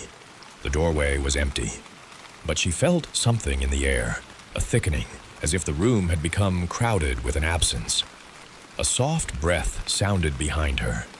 Inhale, exhale. Paige's heart slammed. She turned back to the patient. The The man's eyes rolled upward. His chest rose once, twice, then stopped. The monitor began to scream. Paige pressed the call button, shouted for help, began CPR. Nurses rushed in. A doctor followed.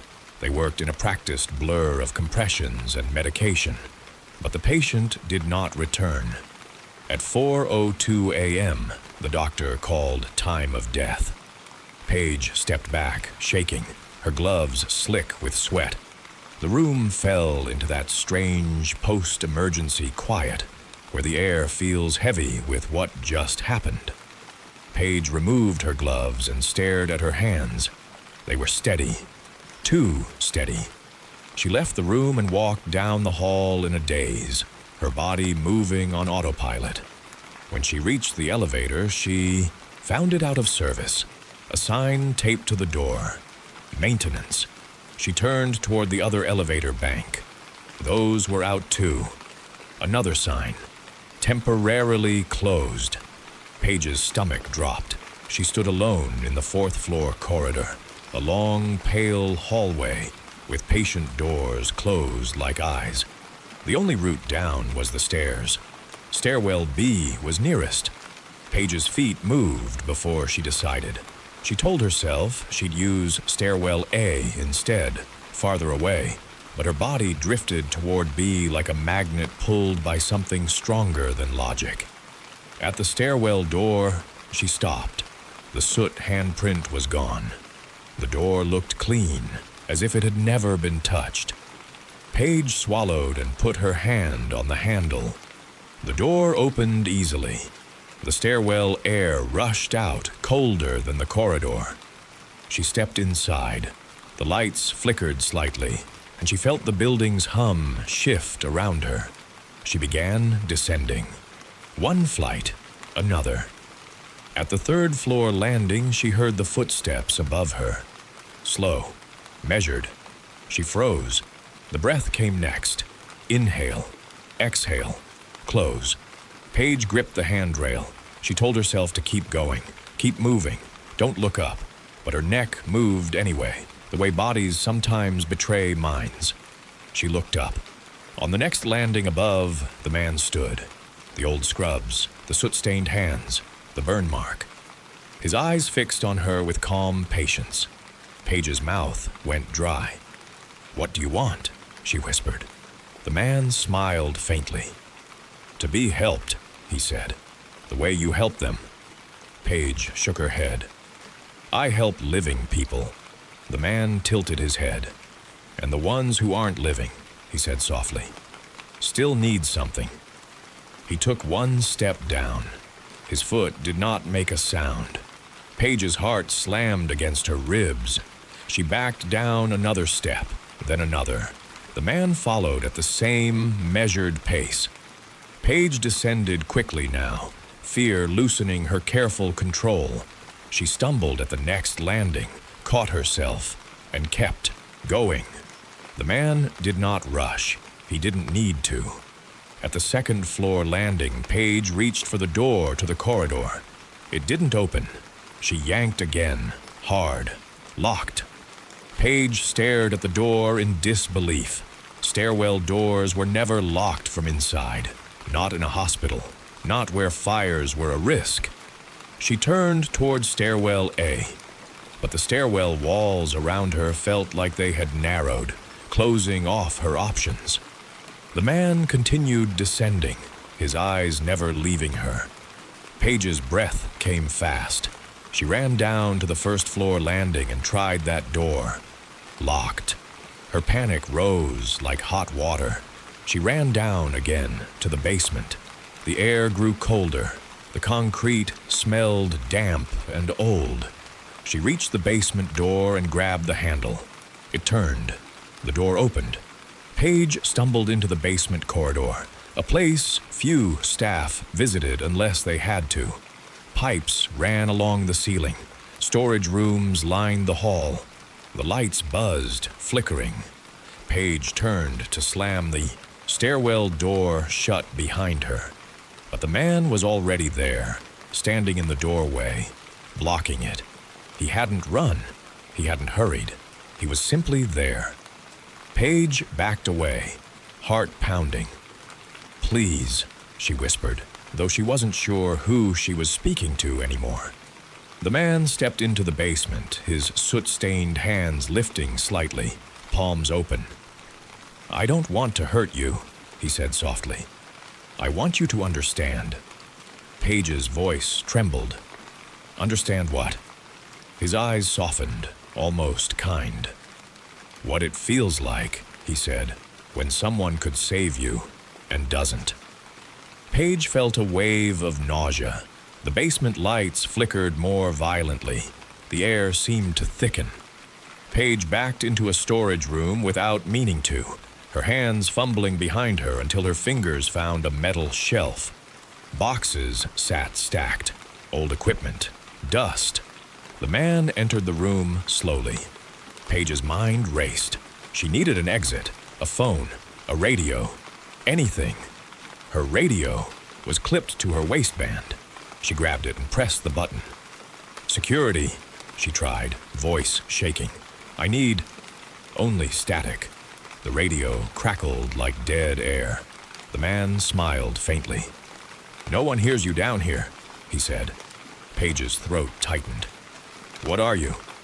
The man took another slow step. "I'm what stayed," he said softly. "I'm what listened and didn't move." Paige's eyes darted over him, searching for something human, something that would make this make sense. He looked human, mostly, but his eyes reflected the basement lights wrong, catching them like an animal's. He lifted one hand slightly, and Paige saw soot flake off like ash. "I didn't want to die," he said quietly. "I just didn't want to get up." Paige's breath hitched. "I told myself it was nothing," he continued. "I told myself someone else would handle it. I told myself I'd act in a minute." He stopped moving, and for a moment the basement grew utterly still. Then, very softly, he asked, "How many times have you told yourself that?" Paige's stomach dropped. Memories rose unbidden. Her childhood bedroom door, the sound of her mother crying in the kitchen, her father's heavy footsteps, Paige lying still in bed, telling herself she couldn't do anything, telling herself it wasn't her job to stop it, her adult life, the way she avoided phone calls, the way she stayed quiet when coworkers were cruel, the way she waited for other people to intervene. Paige's voice came out as a whisper. "I didn't mean to." The man's expression softened further. "Neither did I," he said. He stepped closer. Paige pressed herself against the shelf, nowhere to go. The man's hand lifted toward her face. Paige flinched, closing her eyes. The touch came gently. Not violent, just a soot-stained fingertip pressing to her cheek, leaving a warm smear. Paige's skin burned where he touched, not like heat, but like pressure, like something sinking into her. She opened her eyes and saw his face inches from hers. His breath, slow and steady, washed over her lips. "You breathe for people," he murmured. "All night. Every night." Paige's throat tightened. "Now," he whispered, "breathe for me." Paige tried to pull away, but her body felt heavy, pinned by fear. The man's hand slid to her throat. Not choking, just holding, positioning her like he was guiding a mask onto a patient. Paige's lungs seized. She inhaled sharply, and something else inhaled with her. It was the strangest sensation, like sharing breath with a second mouth inside her chest. Paige's vision blurred. The basement lights flickered, then steadied. The man's eyes widened slightly, and his smile became something like relief. "Yes," he whispered. "That's it." Paige tried to scream, but her voice would not come. The air in the room felt suddenly thin, as if oxygen had been siphoned away. She staggered forward, gasping. The man released her and stepped back, watching. Paige grabbed at her throat, desperate for air, but her lungs wouldn't fill properly. Every breath felt shallow, incomplete, like breathing through wet cloth. The man's voice drifted to her, calm. "I remember now," he said. "I remember what it felt like, to panic, to claw for breath, to wish someone would do something." Paige's knees buckled. She fell to the concrete floor, gasping. The man knelt beside her, his soot-stained hand resting lightly on her shoulder. "You'll be okay," he said softly. "You're a helper. You'll find a way." Paige's vision tunneled. She heard faintly, distantly, an alarm sound beginning somewhere far away. Not a smoke alarm, a ventilator alarm. The man stood and walked toward the storage room door.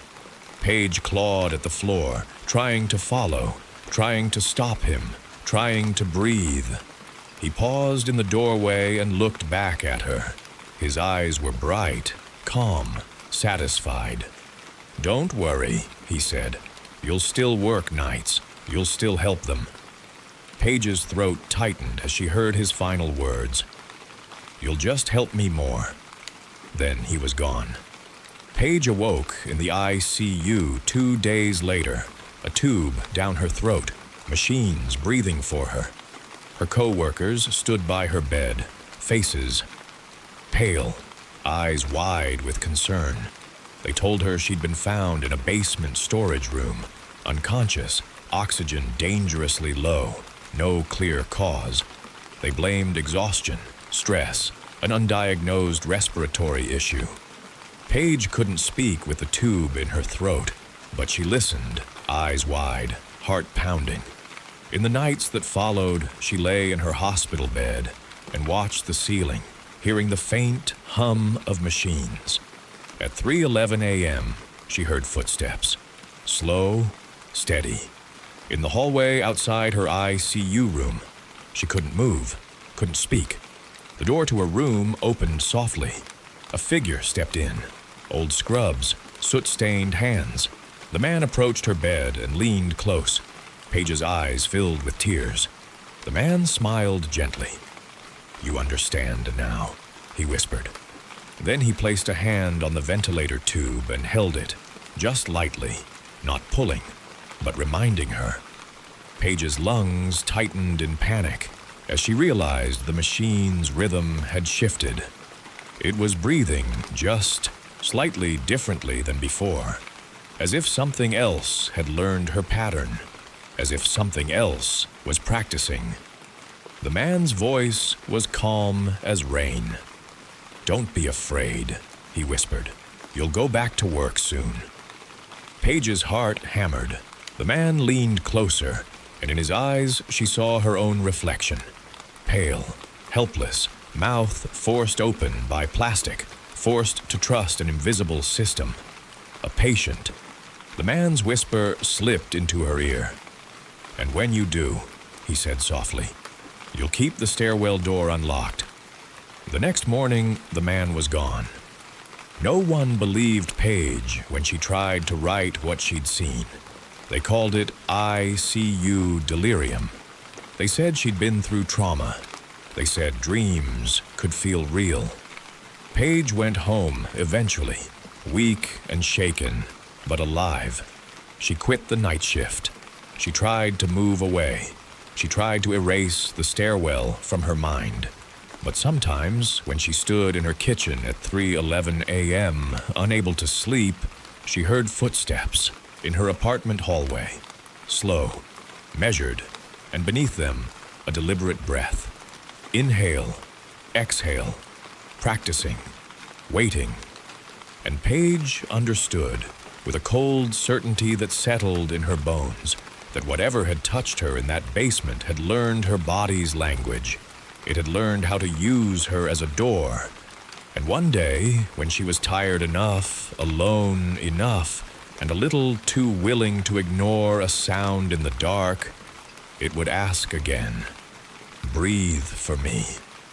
And the worst part was knowing her instincts would still try to help, because that was who she was. and that was why it had chosen her. Story 5. The first time Clara Nguyen noticed the new door in her apartment hallway, she assumed it had always been there, and she'd simply forgotten to look. That was the easiest explanation. It was also the kind of explanation she had learned to prefer, because the alternative, admitting that something in her world had changed without permission, made her feel unstable. And Clara, at 36, had built her life around stability, like it was scaffolding.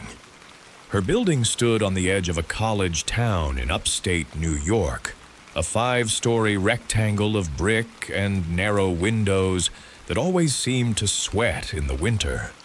The hallways were long and beige and smelled faintly of radiator heat and old carpet. The light fixtures were the kind that hummed softly, a constant electrical purr. Clara lived on the 4th floor, Unit 4B, with a view of the parking lot and the distant line of bare trees beyond it. She worked as a registrar at a community college, processing enrollment forms and transfer credits, smoothing the rough edges of other people's futures. It was quiet work that required attention to detail and patience. Clara had always been good at patient tasks. She was the kind of person who remembered deadlines, who read fine print, who didn't leave food in the fridge long enough to go bad. She lived alone, not out of sadness, but out of preference. Or at least, that was what she told herself. On most nights, she came home around 6, took off her shoes at the door, and made something simple for dinner. Soup, rice with vegetables, pasta with too much garlic. She would watch a show on her laptop until she felt her eyelids grow heavy, then wash her dishes right away because she couldn't stand waking to a sink full of plates. She went to bed around 11, woke around 7, and repeated. Stable, predictable, safe. So when she stepped out of the elevator one Tuesday evening in February, coat damp with melting snow, and saw a door where she didn't remember a door being, she paused only briefly. It was on the opposite wall from the stairwell, halfway down the corridor. A plain door painted the same off-white as the walls, with a brushed metal handle. No number, no peephole, no doormat. Clara frowned, shifted her tote bag, and walked toward her apartment. She passed the new door without touching it, without even slowing enough to examine it closely. She told herself it had always been there, perhaps a utility closet she hadn't noticed. The hallways all looked the same, and she'd lived here only 8 months. It was normal to miss things. But when she unlocked her own door and stepped inside, she caught herself turning back to glance at the hall again, through the narrowing gap before the latch clicked shut. The new door remained in her mind like a splinter. That night, she slept lightly and dreamed of doors that opened into blank rooms with no corners. In the dream, she tried to leave, but each door she opened led to another door, and each handle felt colder than the last. On Wednesday morning, she walked down the hall toward the elevator with her lunch packed in her tote and her hair still damp from the shower. She passed the new door again. This time, she slowed. The door's surface was clean, unmarked. The paint was slightly newer than the wall, as if it had been repainted more recently. Clara leaned closer without meaning to, and saw that the seam around the doorframe was too crisp, too precise, like a door installed yesterday, not years ago. She told herself she was being silly. She went to work, she sat at her desk, she answered emails. She smiled politely at students who looked lost. She made copies. She filed forms. She returned home at 6, and found herself looking for the door before she even reached her floor. It was still there. She stood in the hallway for a moment with her keys in hand and stared at it as if staring might convince her it belonged. She didn't touch it. Not yet. Clara had learned to resist impulses. She had learned to ignore curiosity when curiosity might lead to discomfort. It was a skill she'd developed years ago, during the last months of her father's illness. Her father had lived in a house filled with clutter. Old magazines, toolboxes, boxes of holiday decorations he never used. When he got sick, his house became a burden. Clara had cleaned it, slowly, carefully, trying not to disturb anything too much because he became angry when his things moved. She'd found locked drawers and sealed boxes, and she'd resisted opening them because she sensed, even then, that his clutter was more than mess. It was a barrier, a way of making certain memories unreachable. After his funeral, when the house was hers to empty, Clara had opened the locked drawers. Inside were photographs she'd never seen, letters with unfamiliar handwriting, a small stack of court documents, and one brittle newspaper clipping. Folded so many times, the paper looked like fabric. The clipping was from a local paper dated 22 years earlier. It described a disappearance, a teenage girl last seen walking home from a winter carnival, a volunteer search, a family pleading for answers. Clara read the article twice, trying to understand why her father had kept it. Then she saw the name, her father's, not as a suspect, not as a villain, as a witness.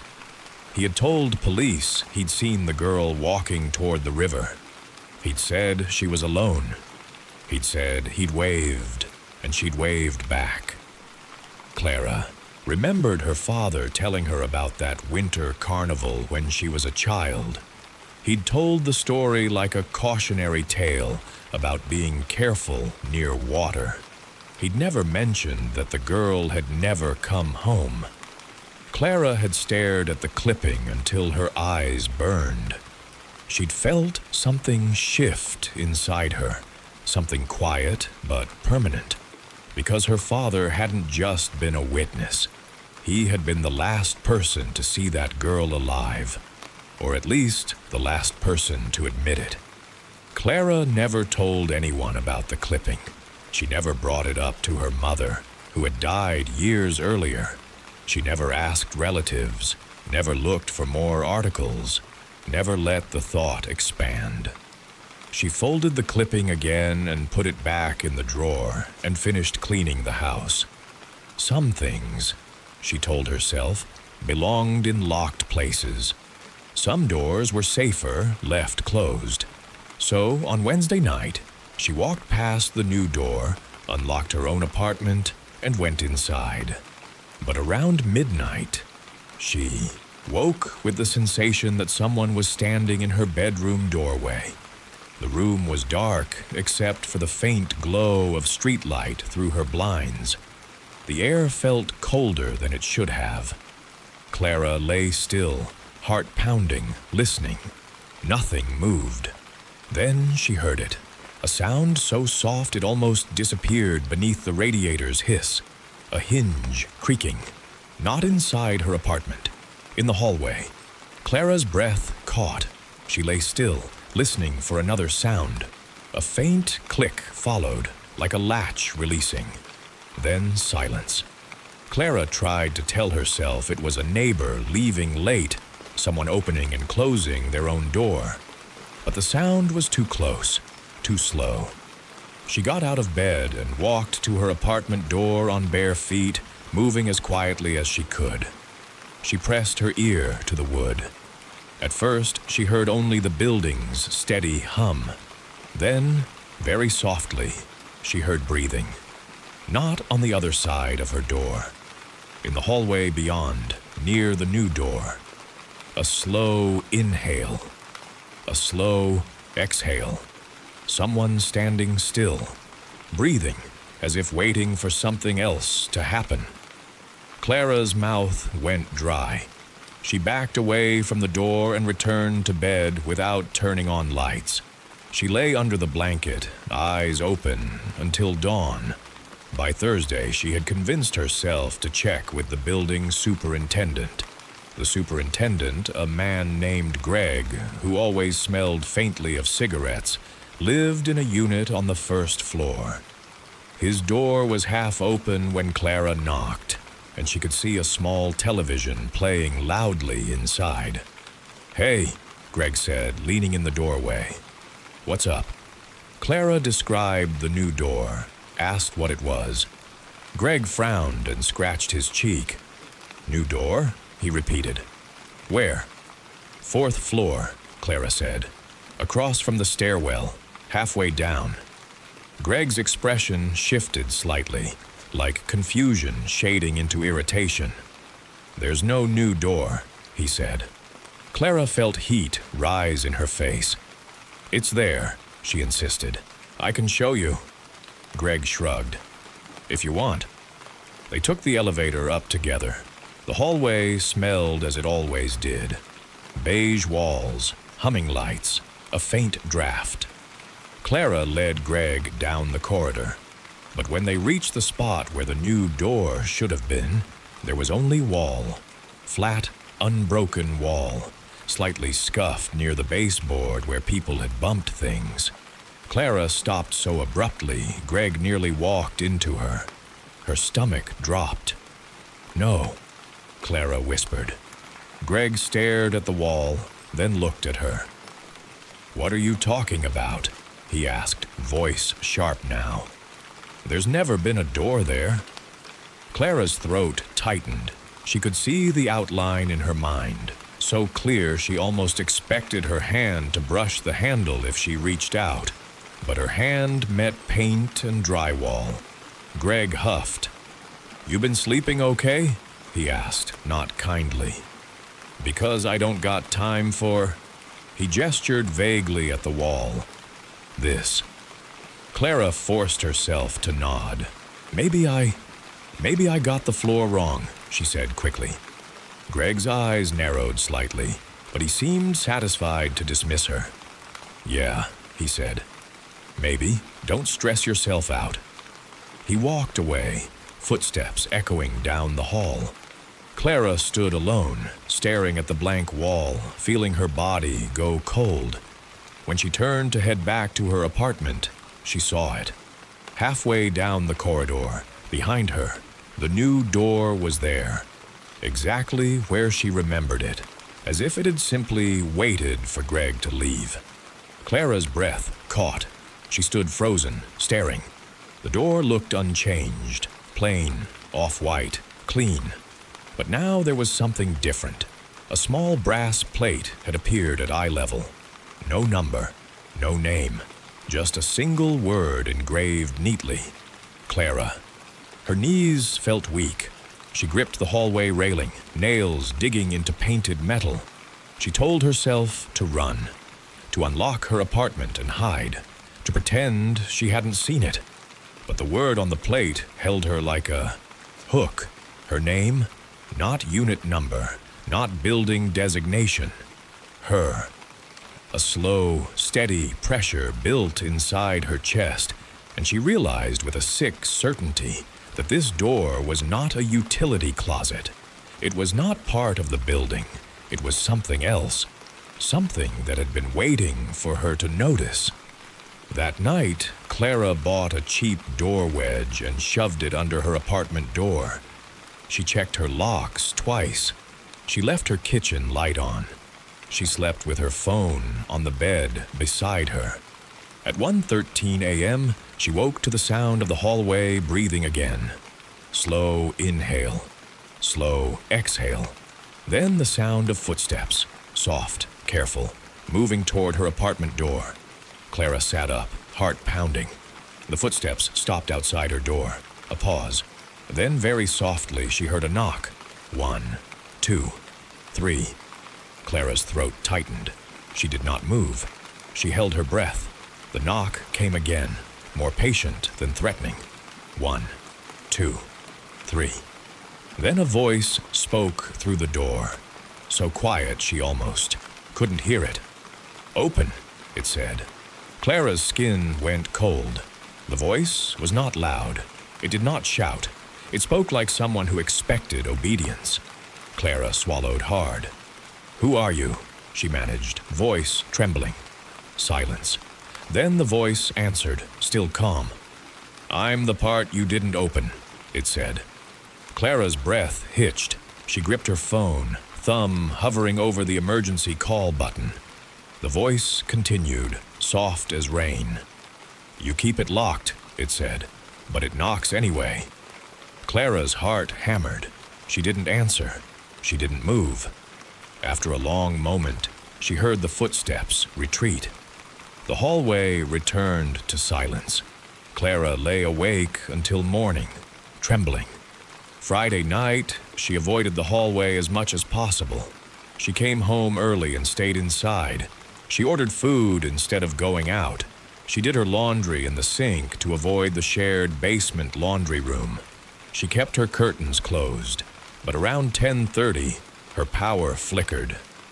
The lights dimmed, brightened, dimmed again. The radiator stopped hissing. The hum of the refrigerator quieted. Then, everything went dark.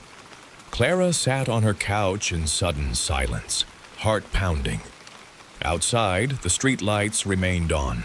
The building's hallway should have had emergency lights at least. She grabbed her phone and turned on the flashlight. The beam cut through her living room, making everything look too sharp. She walked to her front door and pressed her ear against it. The hallway was silent. Then she heard the hinge creak again. Not her door. The new door. Clara's throat tightened. She backed away. Her phone buzzed. A message appeared, though she didn't recognize the sender. "No lights here. Come out." Clara stared at the message, breath shallow. She didn't know how anyone could have her number. She had not shared it with neighbors. She barely spoke to anyone besides co-workers and her sister, who lived 2 states away. Her phone buzzed again. "You're safer if you see." Clara's stomach turned. The worst part was that a part of her believed it. She remembered the newspaper clipping in her father's drawer. The way her hands had trembled. The way she had folded it away and pretended it was nothing. How many things had she survived by not looking directly at them? And how many had grown heavier because she refused? Her phone flashlight beam shook as she moved toward the door. She unlocked the deadbolt. She removed the wedge. She opened her apartment door. The hallway outside was dark. Emergency lights glowed faintly at the ends of the corridor, but the center was dim. Shadows pooled. And in that dimness, halfway down the hall, the new door stood. Its brass plate caught the faint emergency light. Clara. The handle looked slightly darker now, as if worn by many hands. Clara stepped into the hall, barefoot, phone held in front of her like a fragile torch.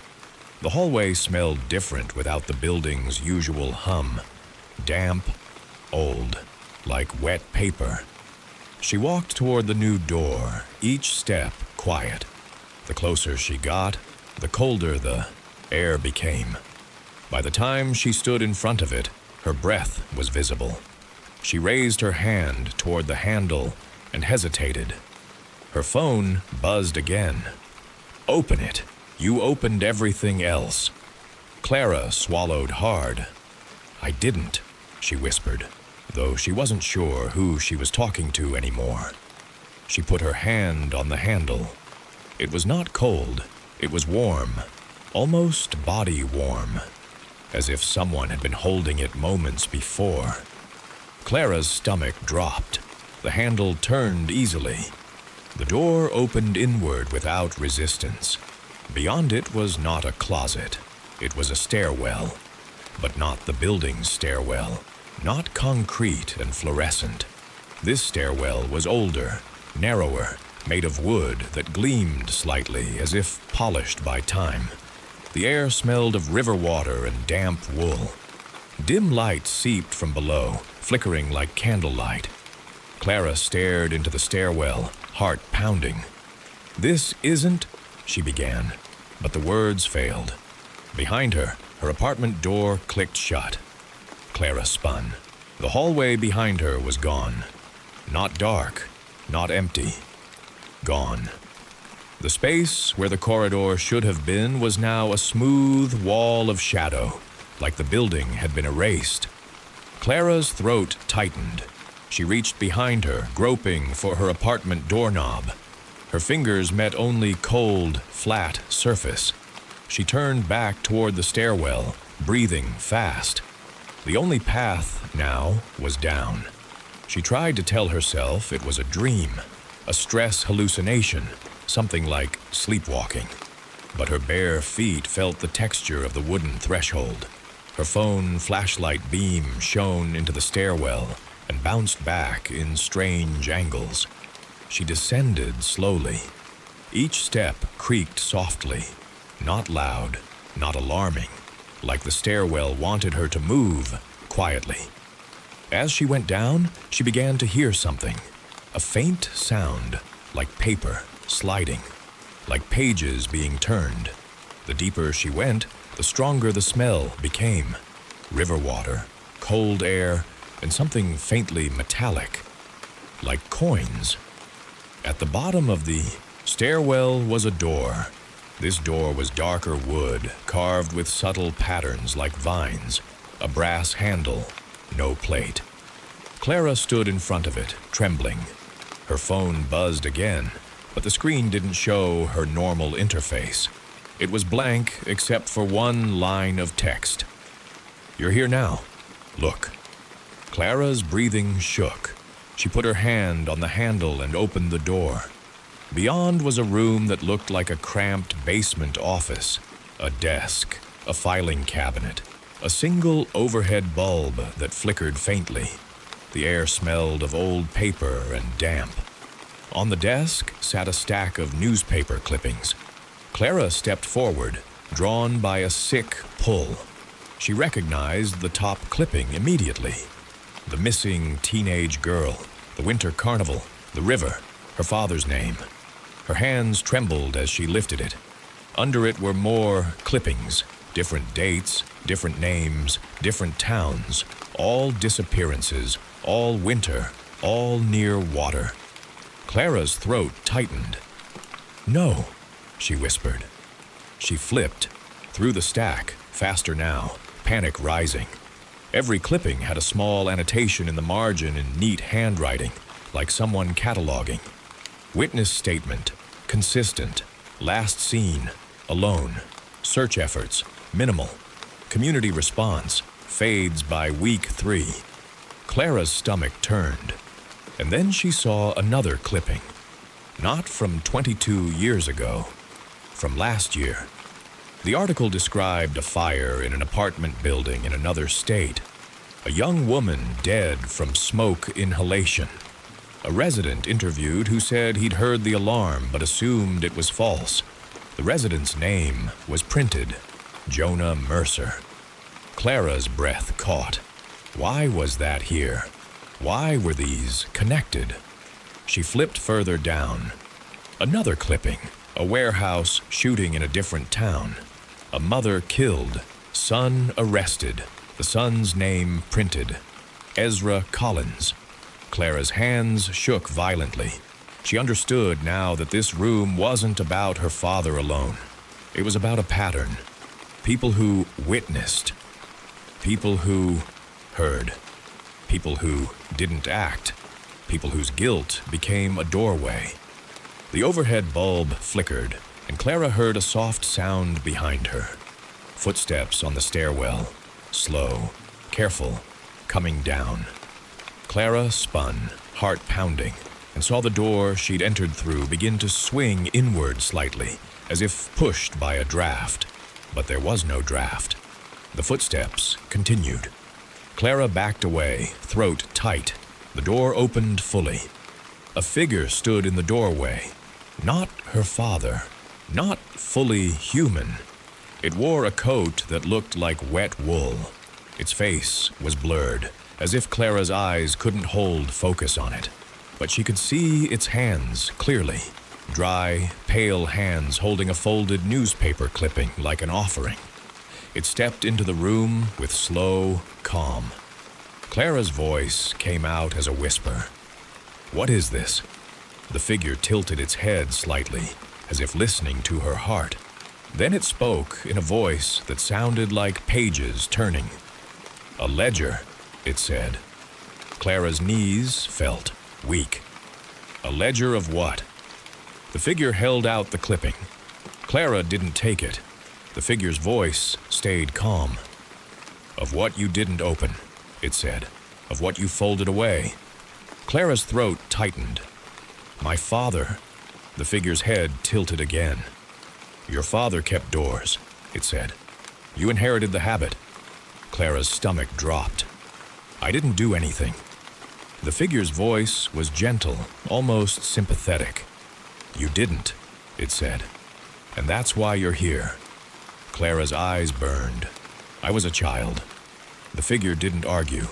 It stepped closer, holding the clipping out again. Clara's gaze fell to the paper. It was a photograph, this time, not an article. A winter carnival, a crowd, a river behind them. And in the background, half hidden by a tree, a man stood watching. Clara recognized the man's posture, the shape of his shoulders. Her father, standing alone, watching. Clara's breath hitched. The figure's voice slipped in soft as rain. "He saw," it said, "and he didn't open the door. The door opened anyway." Clara's mouth went dry. "Are you saying he—" The figure's voice remained calm. "He did what he did," it said. Then he folded the paper. He kept it.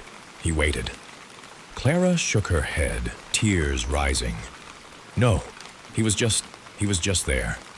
The figure's hands didn't move. The clipping waited. "He was the last," it said. "Like you were the one who found it. Like you were supposed to." Clara's heart pounded painfully. "What do you want from me?" she whispered. The figure stepped closer until it was only a few feet away. Its blurred face tilted toward her. "To open," it said simply. Clara's throat tightened. "Open what?" The figure's hand lifted slightly, gesturing toward the filing cabinet. Clara's gaze snapped to it. The cabinet was old metal, slightly rusted. A label on the top drawer. Holloway. P. Clara's skin went cold. Another label on the second drawer. Mercer, J. Third drawer. Collins, E. Fourth drawer. Nguyen, C. Her name. Clara stared, breathing fast. She didn't understand how her name could be there, but she knew with sick certainty that if she pulled that drawer open, she would find something she had refused to look at for too long. The figure's voice softened further. "Look," it whispered. Clara backed away, shaking her head. "I can't." The figure didn't move fast. It didn't need to. It stepped closer, and suddenly the air in the room felt heavier, thicker. Clara's phone flashlight dimmed, as if the beam was being swallowed. Clara's breath came short. The figure's voice slipped into her ear, too close now. "You already opened," it said softly. "You already came down." Clara's stomach dropped. "Now finish," the figure whispered. Clara's hands trembled as she reached for the filing cabinet drawer labeled with her name. Her fingers closed around the handle. It was warm, not metal cold. Warm like skin. Clara yanked her hand back, gasping. The figure's voice stayed calm. "You feel it," it murmured. "The warmth of what you folded away." Clara's eyes filled with tears. "I didn't," she began, but her voice broke. The figure's hands lifted gently and placed the clipping on the desk. Then, slowly, it reached toward Clara's chest, not touching her skin, but hovering. Clara felt pressure, like a hand on the center of her sternum. The pressure grew. She gasped, breath tight. The figure's voice was almost kind. "Open," it whispered, "and you can stop hearing the hallway breathe." Clara's body shook. She remembered the clipping in her father's drawer, the way she'd folded it away, the way she'd pretended it was nothing, because it was easier than asking who her father had been when she wasn't watching. She understood now that the new door had been built from that choice, built from the moment she decided not to know, and it wasn't satisfied with being ignored. Clara stepped forward with trembling legs and grabbed the filing cabinet handle again. This time, she pulled. The drawer slid open with a soft scrape. Inside was a single file folder. Plain manila. Her name printed on the tab in neat block letters. Clara lifted it with shaking hands and opened it.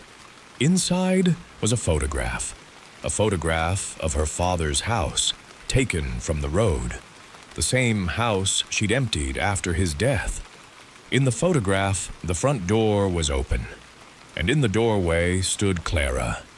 Not the Clara from years ago. Clara now, in her winter coat, holding a cardboard box. A photograph taken recently, from an angle that made it clear someone had been watching her while she cleaned. Clara's throat tightened. She flipped the page. Another photograph. Her at the college, at her desk, looking at a student's form. The student's face blurred. Clara's face clear. Another. Her asleep on her couch, mouth slightly open, hand curled near her chest. Clara's breath came shallow. She couldn't stop turning pages. Each photograph was her. In private moments she'd assumed belonged only to her. At the bottom of the folder, beneath the photographs, was a single sheet of paper, typed, a statement. Witness account, Clara Nguyen. Subject, Winter Carnival disappearance. Case file, relationship, daughter of primary witness. Status, next of kin notes, has not confessed, has not reported, has not opened. Clara stared at the words until they blurred. The figure's voice came softly from behind her. "You see now," it said. Clara's lips trembled. "This isn't mine," she whispered. The figure's voice remained calm. "It's yours because you kept it," it said. "You folded it, you hid it, you carried it." Clara turned, shaking. The figure stood close, blurred face tilted. "What do you want?" she whispered again. The figure's hands lifted slowly. "Your testimony," it said. "Your confession." Clara's stomach dropped. "I didn't do anything." The figure's voice was gentle. "You didn't," it agreed. "But you knew." Clara's eyes burned. "I didn't know," she insisted. "I found a clipping. I didn't know what it meant." The figure leaned closer. "You knew enough to close the drawer," it whispered. Clara's breath hitched. Then the figure's voice shifted, almost conversational. "Your father wasn't the only witness," it said. Clara froze. The figure extended a hand, palm upward. In its palm lay a small object, dark and damp. A button. Clara stared at it and felt her stomach drop.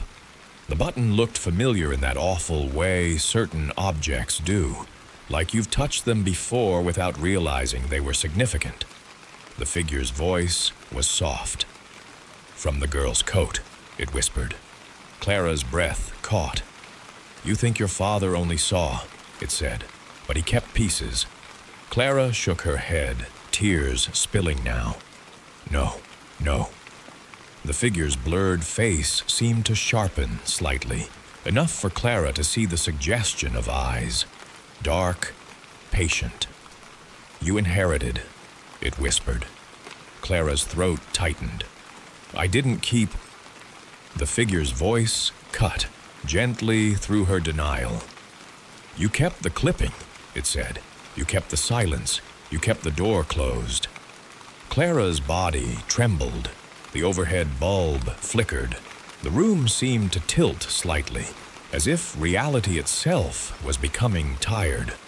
The figure stepped closer, and the air thickened again. "Confess," it whispered.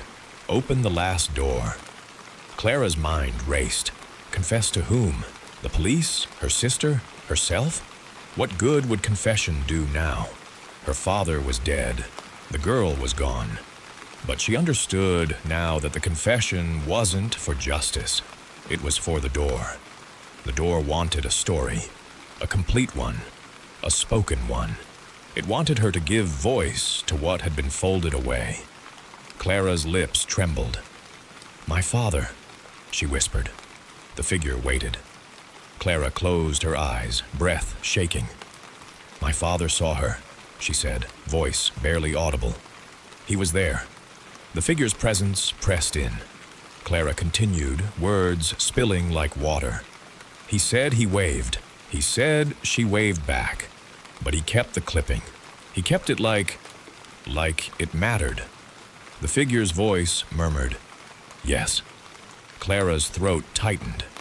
"And I found it," she whispered. "I found it, and I put it back. I didn't ask. I didn't tell anyone. I didn't look for more." The pressure in her chest intensified, like the figure's hand was pushing deeper. Clara's eyes opened, tears streaming. "I didn't want to know," she whispered. "I didn't want to open it." The figure's voice came softly. "And now you did," it said. The room shuddered. The desk clippings rustled as if a wind passed through. Clara's phone flashlight flickered and died. Darkness swallowed the corners. In the darkness, Clara heard a sound like a door opening far above. A hinge creak, a latch click. The figure's voice drifted close, satisfied. "Good," it whispered. "Now you can go back." Clara's body sagged with relief, so sharp it felt like pain. "Let me go," she whispered. The figure's hands lowered.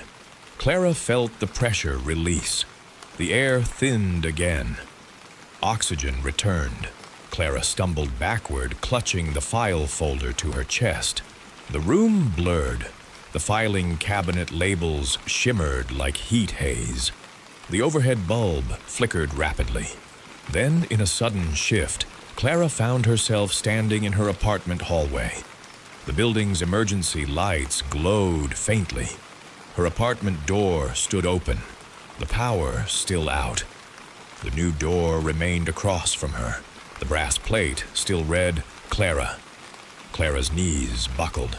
She grabbed the wall, breathing hard, trying to understand if she'd hallucinated the entire descent. She looked down. Her hands were empty. No folder, no button, no clipping. Only her phone, flashlight dead, screen black. The hallway was silent. The new door was closed. Clara stumbled into her apartment and slammed her own door shut, locking it, shoving the wedge under it again. She sat on the floor with her back against the door, breathing hard, tears drying cold on her cheeks. When the power came back an hour later, the building returned to its usual hum. The refrigerator restarted. The radiator hissed. The hallway light buzzed. Clara sat still, feeling like she'd aged years. In the morning, she went to work as if nothing had happened. She smiled at coworkers. She answered emails. She processed forms. But inside her, the door remained. It had opened. And the worst part was not the fear. It was the strange calm that followed. The way confession had eased something in her chest, as if she'd been carrying weight and had finally set it down. That evening, she returned home and walked down the hallway, slowly. eyes fixed on the blank wall where Greg had insisted there was no door. The wall was solid, unbroken. No door. Clara's breath caught. Then she looked back. Halfway down the corridor, the new door stood, no longer marked with her name. The brass plate had changed. It now read T-E-S-A. Clara's stomach dropped. She remembered the college-aged girl from the listening circle in Jonah's story, the one who heard music. But she didn't know that, not consciously. She only knew this. The door didn't belong to one person. It belonged to a sequence. And now that Clara had opened hers, it was moving on. Clara stood in the hallway, trembling. She knew she should warn someone. Call the superintendent, knock on neighbors' doors, tell them not to open the new door. But she also knew what Greg had said. There's no door there. And she knew the worst truth of all. If she warned them, they'd think she was unstable. They wouldn't listen. They wouldn't see. And that meant the door would do what doors always did. It would wait, patiently, until someone finally noticed. And then it would whisper, soft as rain, open. Story 6. The private school brochure described St. Alder's Academy as a sanctuary of tradition, which was a polite way of saying the campus had been old long enough to develop its own silence. Lena Park arrived on a Sunday afternoon in early October with 2 suitcases, a scholarship letter in her bag, and the sharp nervousness of someone who had been given an opportunity that could be taken away at any moment.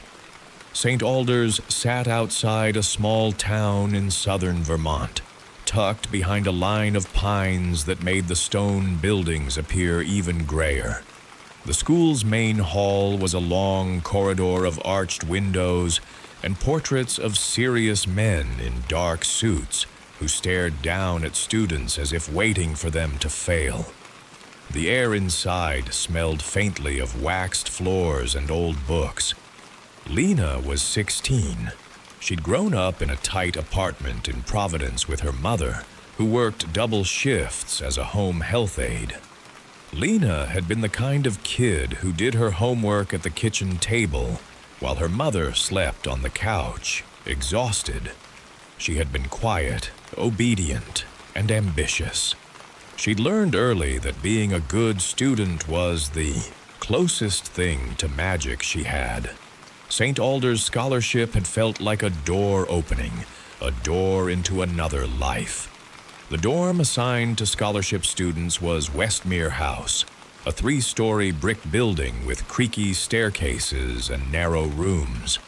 Lena shared a room with a girl named Brooke, who arrived late and immediately started hanging string lights and arranging cosmetics like she'd never considered that someone else might need space. Brooke was friendly, in the bright, effortless way of someone who had never worried about rent. Lena smiled and nodded and kept her suitcase closed longer than necessary, waiting for the right moment to unpack without feeling like she was invading. Their room had 2 beds, 2 desks, and 1 window that looked out over the campus courtyard. At night, the courtyard was lit by lamp posts that cast pale circles on the grass. The first few nights at St. Alder's were busy enough to keep Lena from thinking too hard. Orientation assemblies, campus tours, rules about curfew and phone use, teachers with crisp voices, older students who looked like they belonged. Lena paid attention. She wrote down everything. She told herself that if she followed rules perfectly, nothing could go wrong.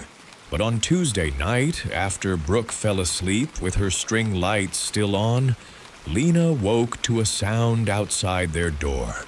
Footsteps in the hallway, slow and measured, not the quick shuffle of a student sneaking to the bathroom, not the heavy stride of a dorm monitor doing rounds. These footsteps paused outside Lena's room and stayed there. Lena lay still, heart pounding, and listened. A soft scratch sound followed, like paper being slid under the door. Then the footsteps moved away. Lena waited until she was sure the hall was empty, then climbed out of bed and crossed the room quietly. She knelt and reached under the door. Her fingers touched paper. She pulled it inside. A folded note, crisp and dry.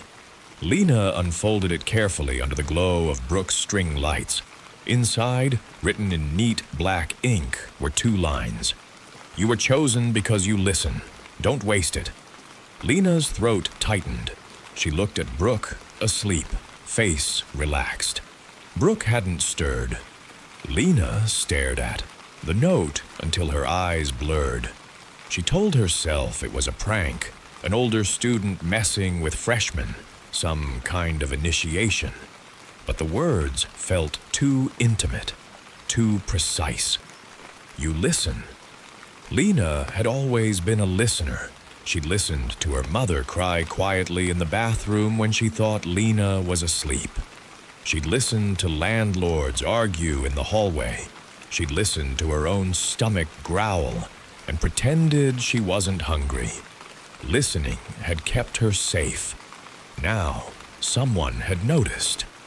Lena stuffed the note into her desk drawer and tried to sleep.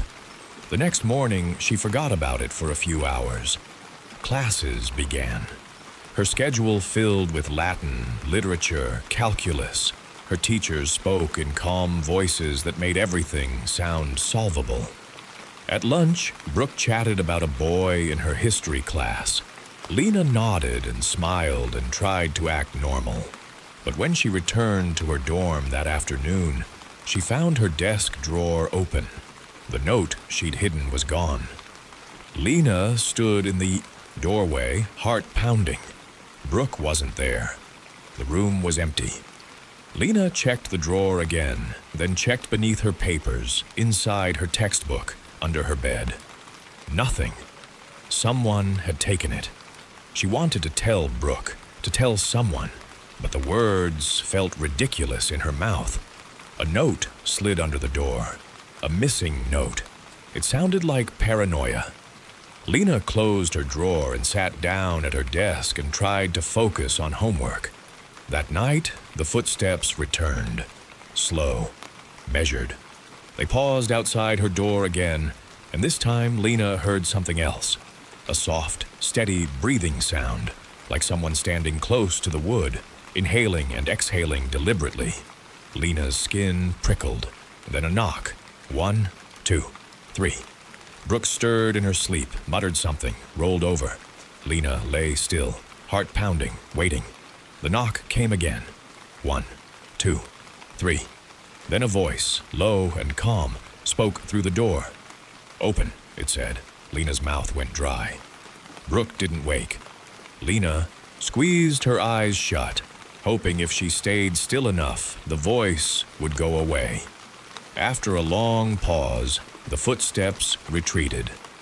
Lena lay awake until dawn.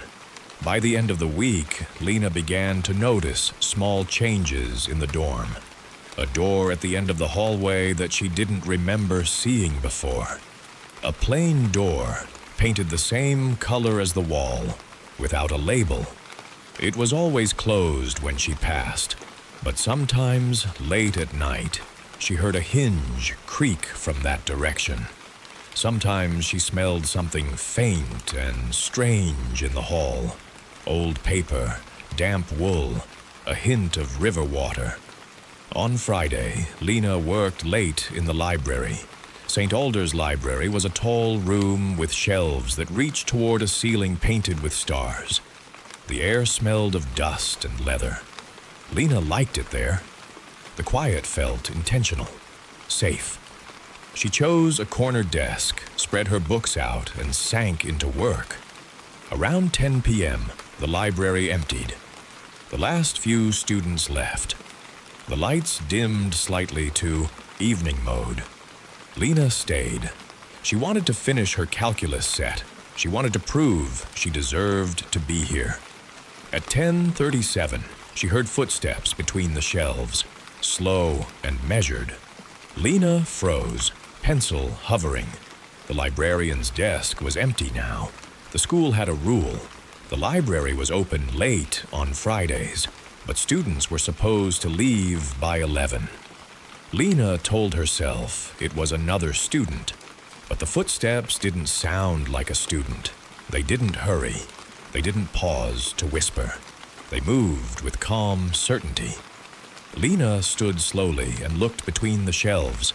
A figure stood at the end of an aisle, half hidden by books, tall, still. Lena's breath caught. The figure lifted a hand, not waving, beckoning. Lena's stomach dropped. She wanted to run, but something in the figure's stillness held her. She took a step toward the aisle, then another. As she approached, she realized the figure wasn't fully clear in the dim light. Its outline blurred slightly, as if the air couldn't decide what shape it should take. Lena stopped at the aisle entrance. "What do you want?" she whispered. The figure's head tilted slightly. Then it spoke in a voice so soft, it sounded like pages turning. "You're listening," it said. Lena's throat tightened. "Who are you?"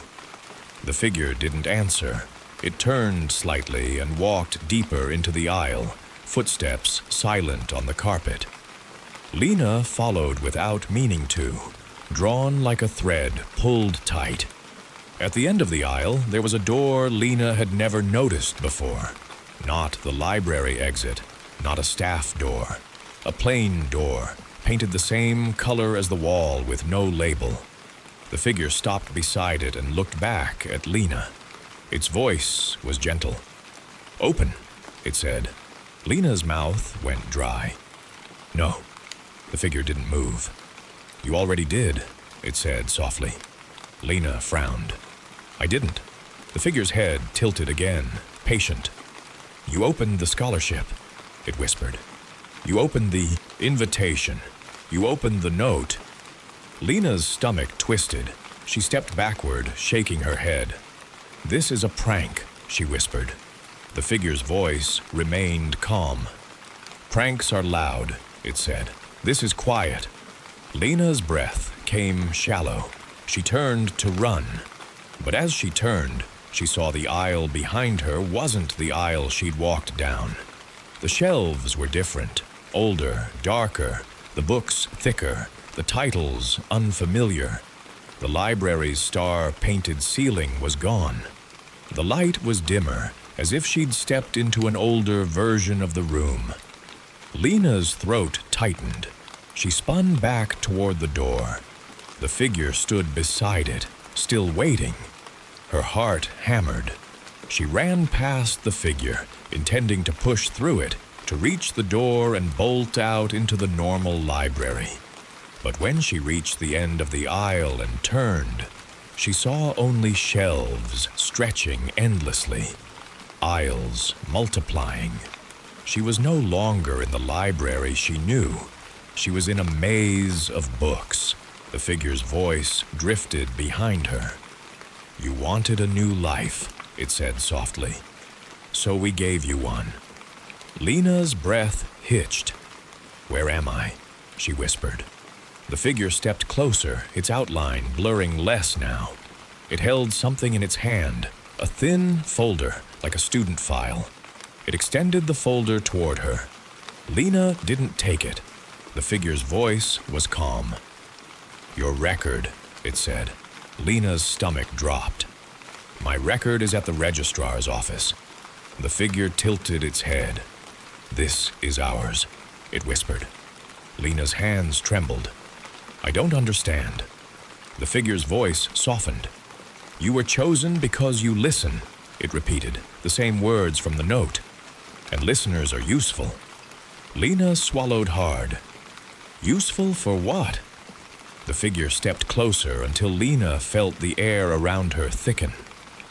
"Useful for holding what others can't," it whispered. Lena's eyes burned with tears. "I didn't do anything." The figure's voice was gentle. "Not yet," it said. Lena's chest tightened. "What do you want me to do?" The figure's hand lifted, pointing down the aisle. In the dim distance, Lena saw another figure. A girl, about her age, sitting on the floor with her knees pulled to her chest. Her hair hung wet and dark around her face. The girl looked up. Her eyes were wide, terrified. Lena's breath caught. "Who is that?" she whispered. The figure beside her spoke softly. "A previous listener," it said. "A previous scholarship." Lena's throat tightened. What happened to her? The figure's voice was calm as winter rain. "She opened," it said. Then she stayed. Lena's stomach dropped. The girl on the floor began to shake her head slowly, as if pleading silently. Lena's body trembled. "I don't want to stay," Lena whispered. The figure's voice softened further. "You don't have to," it said. "If you trade." Lena's breath hitched. "Trade what?" The figure leaned close enough that Lena smelled damp wool and old paper. "A place," it whispered. "A replacement. That's how doors work." Lena's mind raced, panic rising. "You want me to bring someone else here?" she whispered. The figure's silence was answer enough. Lena's eyes filled with tears. "No," she whispered. The figure's voice remained calm. "Then you'll be the one," it said.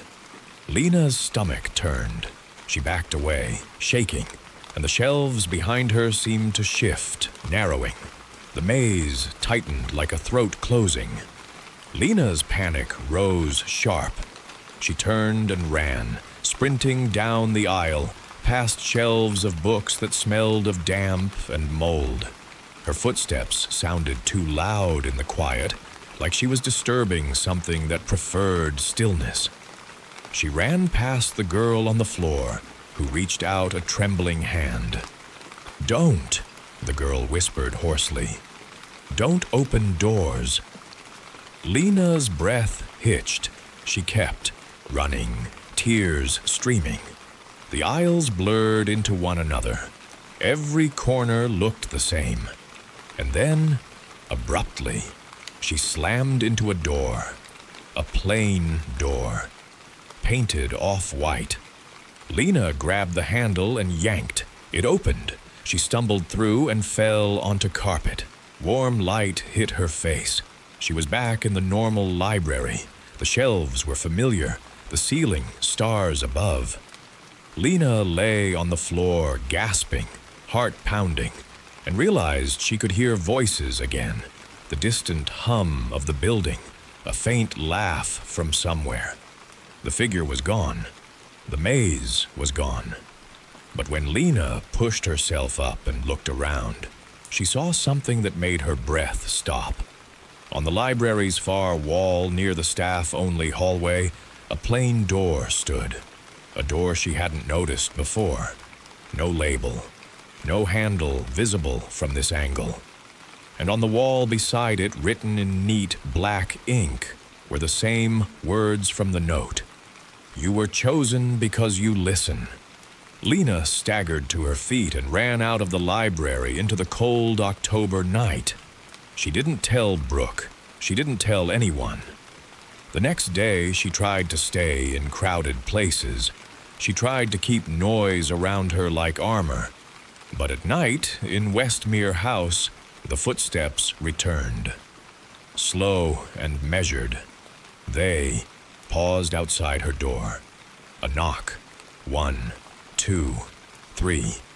Then the calm voice, soft as pages turning. "Open," it said. Lena lay still, heart pounding, and clutched her blanket like it could keep her safe. And in the faint lamplight from Brooke's string lights, Lena saw something under the crack of the door. A thin piece of paper sliding inward. A folded note. Lena didn't want to touch it, but she did, because she was a listener, and she understood now that listening was not safety. Listening was selection. The note unfolded easily. Inside were 4 words. Choose your replacement, Lena. Lena's breath hitched. She stared at the words until they blurred, and then she looked at Brooke, asleep in her bed, face relaxed, mouth slightly open, trusting the dorm to keep her safe. Lena's stomach turned. She shook her head, tears rising. No. But the knock came again. 1, 2, 3. And the voice whispered, calm and patient. Doors don't stay closed forever. Story 7. For the first year after her husband died, Monica Velez kept his phone charged. She told herself it was practical, that there might be accounts linked to it, passwords she'd forgotten, a number someone might need. She told herself she didn't want to deal with the complicated grief of canceling things. But the truth was simpler and more embarrassing. She liked seeing his name in the charging cable's little habit of blinking, like proof he still existed in some small electrical way. Evan had died in April, on a rainy day that didn't feel important until it did. A delivery truck ran a red light on a wet intersection. Evan's car spun, metal folded. The world did what it did when it wanted to take something away. It happened quickly and without meaning. Monica was 39, lived in a quiet suburb outside Kansas City, and worked as a medical biller for a local clinic.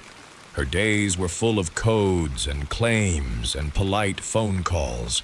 She was the person who explained costs to people who didn't want to hear them. After Evan died, her life became a series of tasks that felt both urgent and pointless. Funeral paperwork, insurance forms, condolences, cleaning out his closet. And then, after the immediate chaos faded, her life became quiet. Too quiet. Their house, which had always felt comfortably full, began to feel like a large container for empty air. Monica slept on her side of the bed anyway. She kept the other side made. She kept the blankets tucked as if Evan might still come home and slide under them. At night, she sometimes heard the house settle, little creaks and pops, and she would freeze, hoping it was a footstep. It never was. The first odd thing happened in November. Monica woke at 2:03 a.m. to a vibration sound. She blinked in the dark, confused, then realized it was Evan's phone on his nightstand. It was receiving a call. The screen glowed dimly. The caller ID didn't show a number. It showed a word. Home. Monica stared at it, heart pounding. The phone vibrated steadily, patient and insistent. She didn't answer at first. Her mouth went dry. She felt childish fear and adult grief collide inside her. Then, before the call could go to voicemail, she reached across the bed and answered. "Hello?" she whispered. For a moment, there was only static. Then a soft voice, male, calm, spoke. "Monica," it said. Her breath hitched. It wasn't Evan's voice, but it had Evan's cadence, the way he used to speak gently when she was anxious. Monica sat up, heart hammering. "Who is this?" The voice exhaled slowly. "You left the door open," it said. Monica's skin went cold. "What door?" Silence. Then the voice again, softer. "The one you keep looking at," it said. Monica's throat tightened. She stared at the dark bedroom door. It was closed. She tried to speak, but the line went dead. The phone screen went black. Monica sat for a long time, staring at the phone, breathing hard. In the morning, she told herself it was a scam call, a spoof, some automated nonsense that had slipped through the cracks. But the caller ID had said home, and the voice had said her name. That day at work, she tried to focus, but her mind kept returning to the call. She checked Evan's phone history. No record of the call, no missed calls, no voicemail, as if it never happened. That night, Monica unplugged the phone and turned it off. She felt silly and relieved at the same time. Then she went to bed. At 2:03 a.m., she woke again to vibration. The phone was on. It was ringing. Caller ID, home. Monica's stomach dropped. She hadn't turned it back on. She hadn't plugged it in. But it glowed on Evan's nightstand like it had been waiting. She didn't answer. She watched it ring until it stopped, then watched the screen go dark. Her heart pounded hard enough to hurt. The next night, she put Evan's phone in a drawer in the kitchen and shut it. At 2:03 a.m., she woke to vibration anyway. The sound came from the drawer, a muffled buzzing through wood. Monica lay in bed, frozen, staring at the ceiling, feeling her skin crawl. She didn't get up. She didn't answer. But the buzzing continued, patient, for a full minute, then stopped. In the days that followed, Monica started noticing other small things. A kitchen cabinet door left open in the morning, though she knew she'd closed it. A light in the hallway turned on when she was sure she'd turned it off. A faint smell of Evan's aftershave drifting through the living room, then fading. None of it was dramatic enough to prove anything. It was just enough to make her feel watched. She told herself grief did this. She'd read articles about hallucinations, about widows, hearing voices, seeing shapes. It was the brain trying to fill a hole. But her brain would not have known about 2:03 a.m. That specific time. That time was when Evan used to come home. He had worked a late shift at the warehouse during holiday season. He'd quietly slip into the house at 2:03, almost always. He'd wash his hands in the kitchen. He'd stand in the doorway to the bedroom for a moment, just watching her sleep, then climb into bed. Monica had teased him about being so consistent. "You're like a clock," she'd said once, half asleep. Evan had smiled. "I like coming home," he'd whispered. Now, every night at 2:03, the house seemed to remember. By December, Monica stopped sleeping well. She stayed up late, watching TV, trying to keep herself awake through the hour when the phone rang. But no matter how tired she was, no matter how much coffee she drank, she always found herself drifting off before 2:03, and then waking to the vibration. It became a ritual she couldn't break. On the night of December 20th, Monica decided to do something different. She plugged Evan's phone in and left it on the kitchen counter where she could see it. She sat at the table with her own phone and a mug of tea, forcing herself to stay awake. The house was quiet. The rain on the windows was steady, soothing. At 2:02 a.m., Evan's phone screen lit up. Caller ID, home. Monica's heart slammed. She stared at it, hands shaking. She let it ring once, twice, then she answered. "Hello?" she said, voice trembling. The line was silent for a moment. Then the voice spoke. "Monica?" it said. Monica's breath hitched. "Who are you?" she asked again. The voice sighed softly, as if weary. "You keep him charged," it said, "so I can call." Monica's stomach dropped. "You're not Evan." The voice was calm. "No," it said, "but I live where he lived." Monica's throat tightened. "What do you want?" A pause, then softly. "I want you to open," it said. Monica swallowed hard. "Open what?" The voice seemed to smile. Monica could hear it in the slight shift of breath. "The last message," it said. Monica's skin prickled. "There is no message." The voice was patient. "There is," it said, "but you never listened." Monica's mouth went dry. Evan had left voice messages sometimes when he worked late. Little jokes. "Hey, it's me. I'm on my way." She'd saved some. She'd deleted others. She'd never listened to old voicemails because it hurt too much. The voice continued, soft. "You have one you didn't hear," it said. "From the night he died." Monica's heart slammed so hard she felt dizzy. "That's impossible," she whispered. "Nothing is impossible," the voice replied. "Not when the phone is charged." Monica's hands trembled. "What message?" she whispered. The voice spoke gently, like guiding her. "Go to voicemail," it said. "Listen." Monica's throat tightened. "Why?" The voice exhaled slowly. "Because you don't know what he heard," it whispered. "And he can't sleep until you do." Monica's eyes filled with tears. She stared at the phone in her hand, then forced herself to end the call. Her fingers moved through menus. She opened Evan's voicemail inbox. Most messages were old.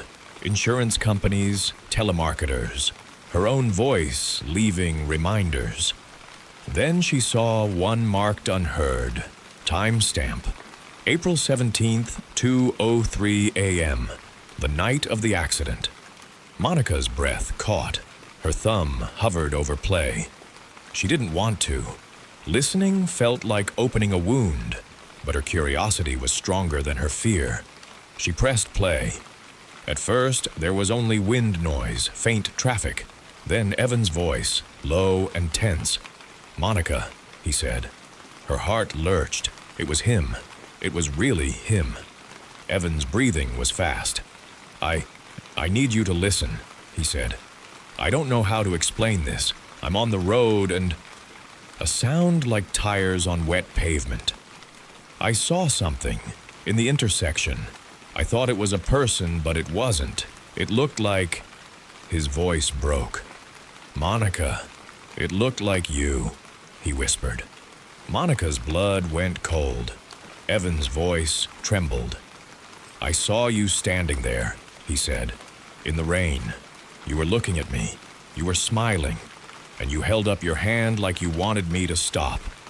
His breathing grew sharper. "I slowed down," he said. "I swear I slowed down, but the light was green, and, Monica, why were you there?" There was a sudden loud sound in the background. Horn, brake, squeal.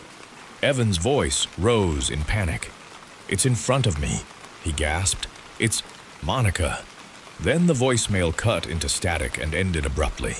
Monica sat at the kitchen table, shaking, tears streaming, feeling like the room had tilted.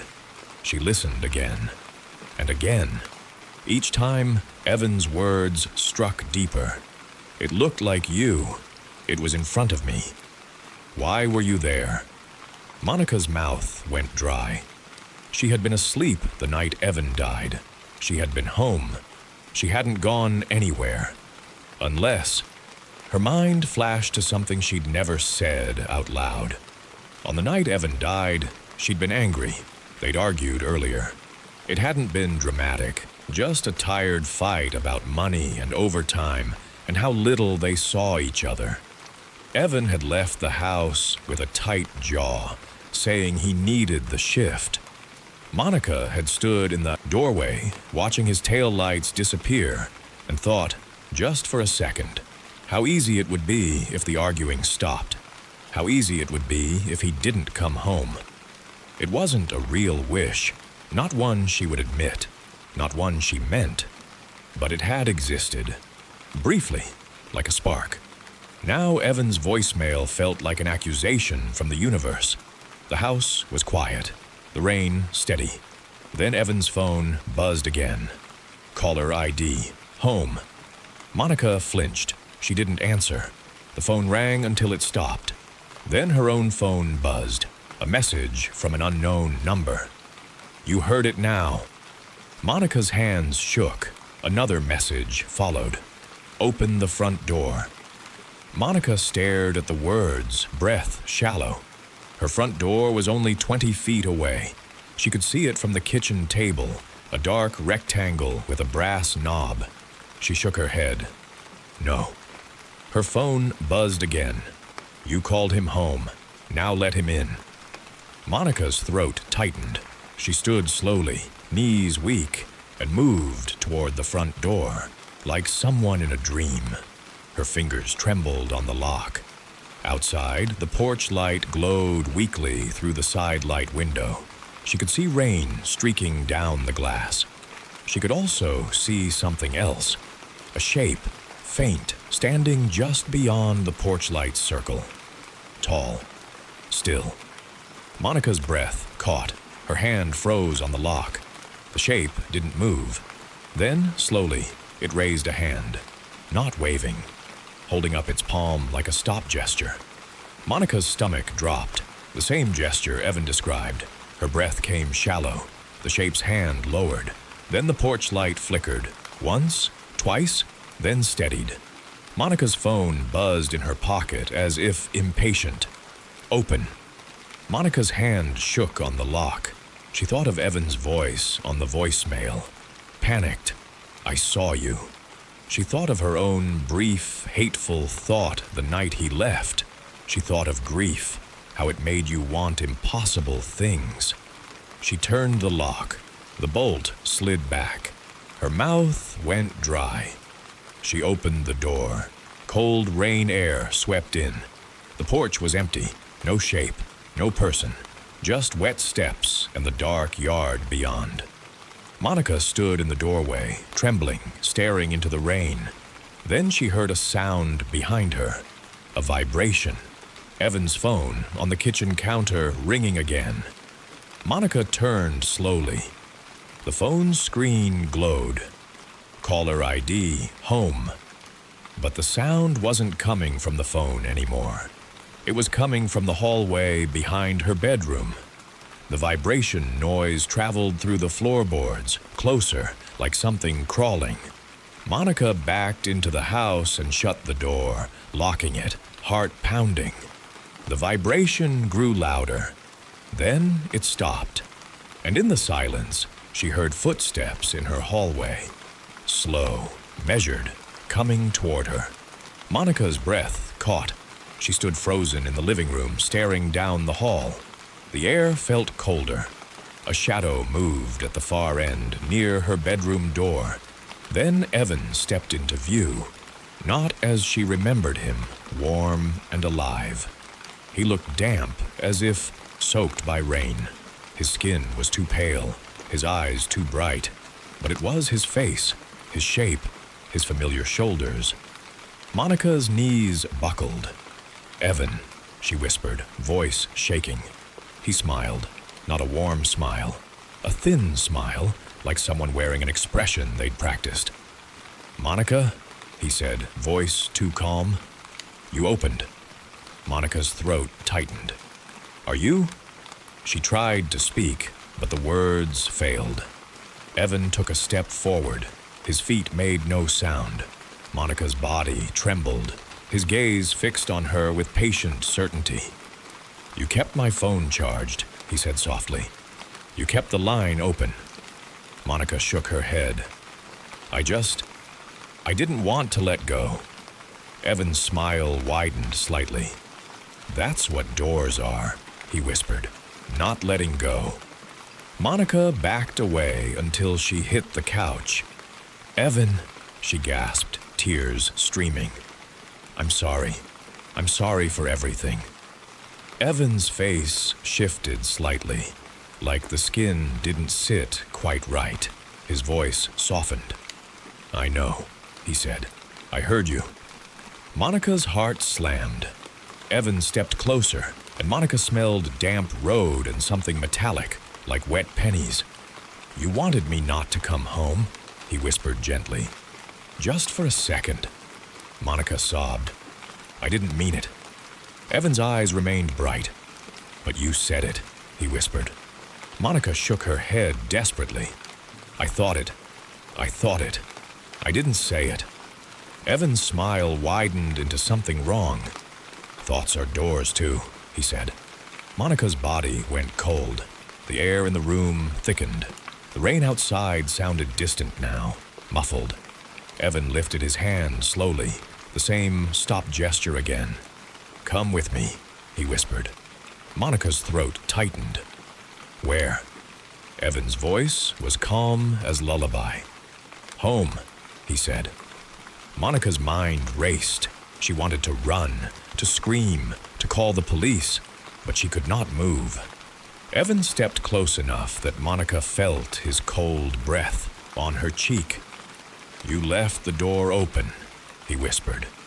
And then Monica understood the final cruelty. It wasn't Evan. It was whatever had stood in the intersection wearing her face. Whatever had stepped in front of his car with a stop gesture. Whatever had caused him to slow at the wrong moment in the rain. It had been there that night. And now, because Monica kept the phone charged, because she kept the line open, because she refused to let go, it had found a way back inside, using Evan's shape, using his voice, using her love as a key. Monica's mouth opened in a silent scream.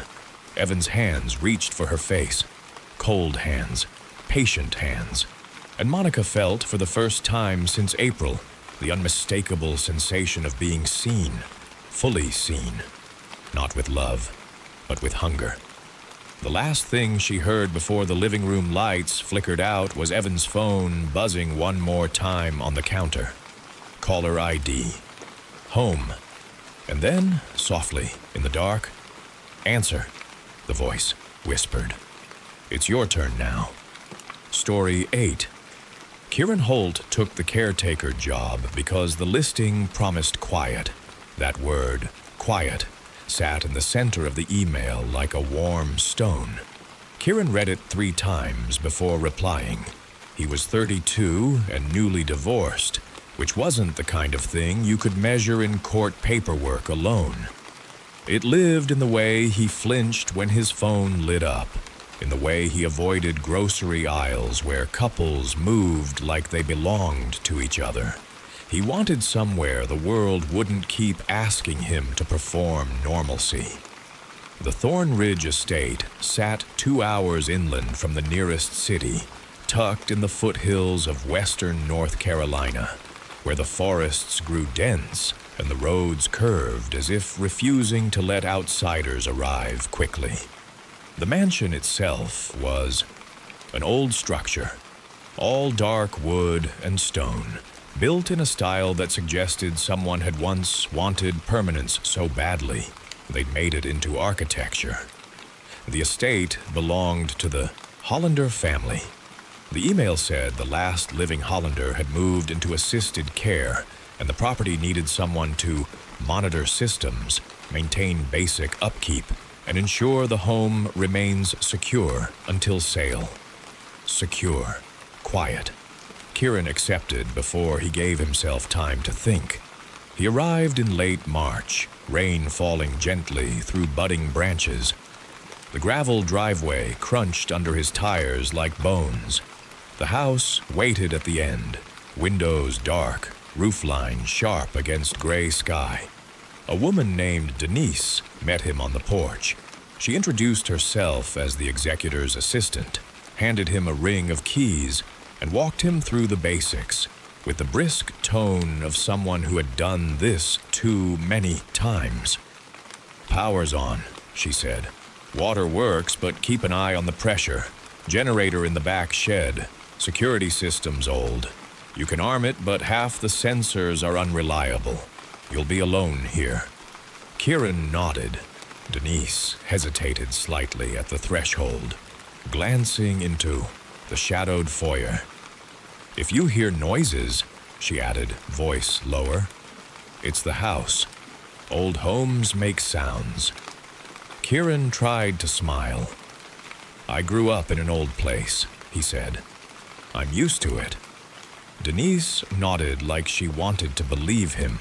She led him through the rooms, kitchen with faded tile and a pantry that smelled faintly of cloves, a library lined with shelves of books no one had touched in years, a dining room with chairs draped in cloth like ghost silhouettes. Upstairs, bedrooms sat in a row, doors closed, air cooler. Denise stopped at the end of the hall in front of a door different from the others. This door was darker wood, The brass handle was polished. The frame looked newer. "There's only one rule," Denise said, her voice flat now. "Don't open this." Kieran blinked. "What is it?" Denise's gaze stayed on the door as if she could feel something behind it. "Storage," she said. "Family items, legal stuff. It's sealed. It stays sealed." Kieran frowned slightly. "Why?" Denise finally looked at him, eyes tired. "Because people who open it don't stay long," she said quietly. "And the last caretaker, he left without his things." Kieran's stomach tightened. Denise cleared her throat, returned to her brisk tone. "You'll be fine," she said. "Just don't touch that door." She left him with the keys and the quiet. When her car disappeared down the driveway, the estate settled into its own silence. Rain tapped the windows. The forest beyond the glass swayed gently. Kieran walked through the house again, alone, mapping it in his mind. The quiet was deep here. Not the comfortable quiet of a library, but a thicker quiet that felt like it had weight. He could hear the house breathe. Wood expanding, pipes shifting, distant creaks like someone shifting in a chair. He unpacked in a small bedroom near the stairs, leaving most of his clothes in the suitcase. He made coffee in the kitchen and sat at the table, listening to rain. That first night he slept well, the kind of sleep that came from exhaustion and novelty. The second night he woke at 2:17 a.m. to a sound upstairs. Footsteps, slow and careful. Kieran sat up, heart pounding. The house was dark except for a dim nightlight in the hall. He listened. The footsteps continued above him, moving down the upstairs hallway. Then stopped. Kieran held his breath. A soft hinge creak followed, a door opening, then silence. Kieran swallowed hard. He told himself it was the house settling, a door shifting. He got out of bed, grabbed his flashlight, and stepped into the downstairs hall. The air was colder than it had been earlier, as if rain had seeped into the walls. He moved toward the stairs. As he stepped onto the first stair, the wood creaked loudly, the sound echoing up into the darkness. The upstairs remained still. Kieran climbed slowly, flashlight beam shaking slightly. At the top of the stairs, the hallway stretched long, lined with closed doors. The air smelled faintly of dust and something sweet like old perfume. Kieran's beam fell on the darker door at the end, the one Denise had warned him about. The door was ajar, only an inch, but enough to reveal darkness beyond. Kieran's throat tightened. He stood at the top of the stairs for a long time, staring. He told himself maybe he'd left it open earlier while exploring, but he hadn't even touched it.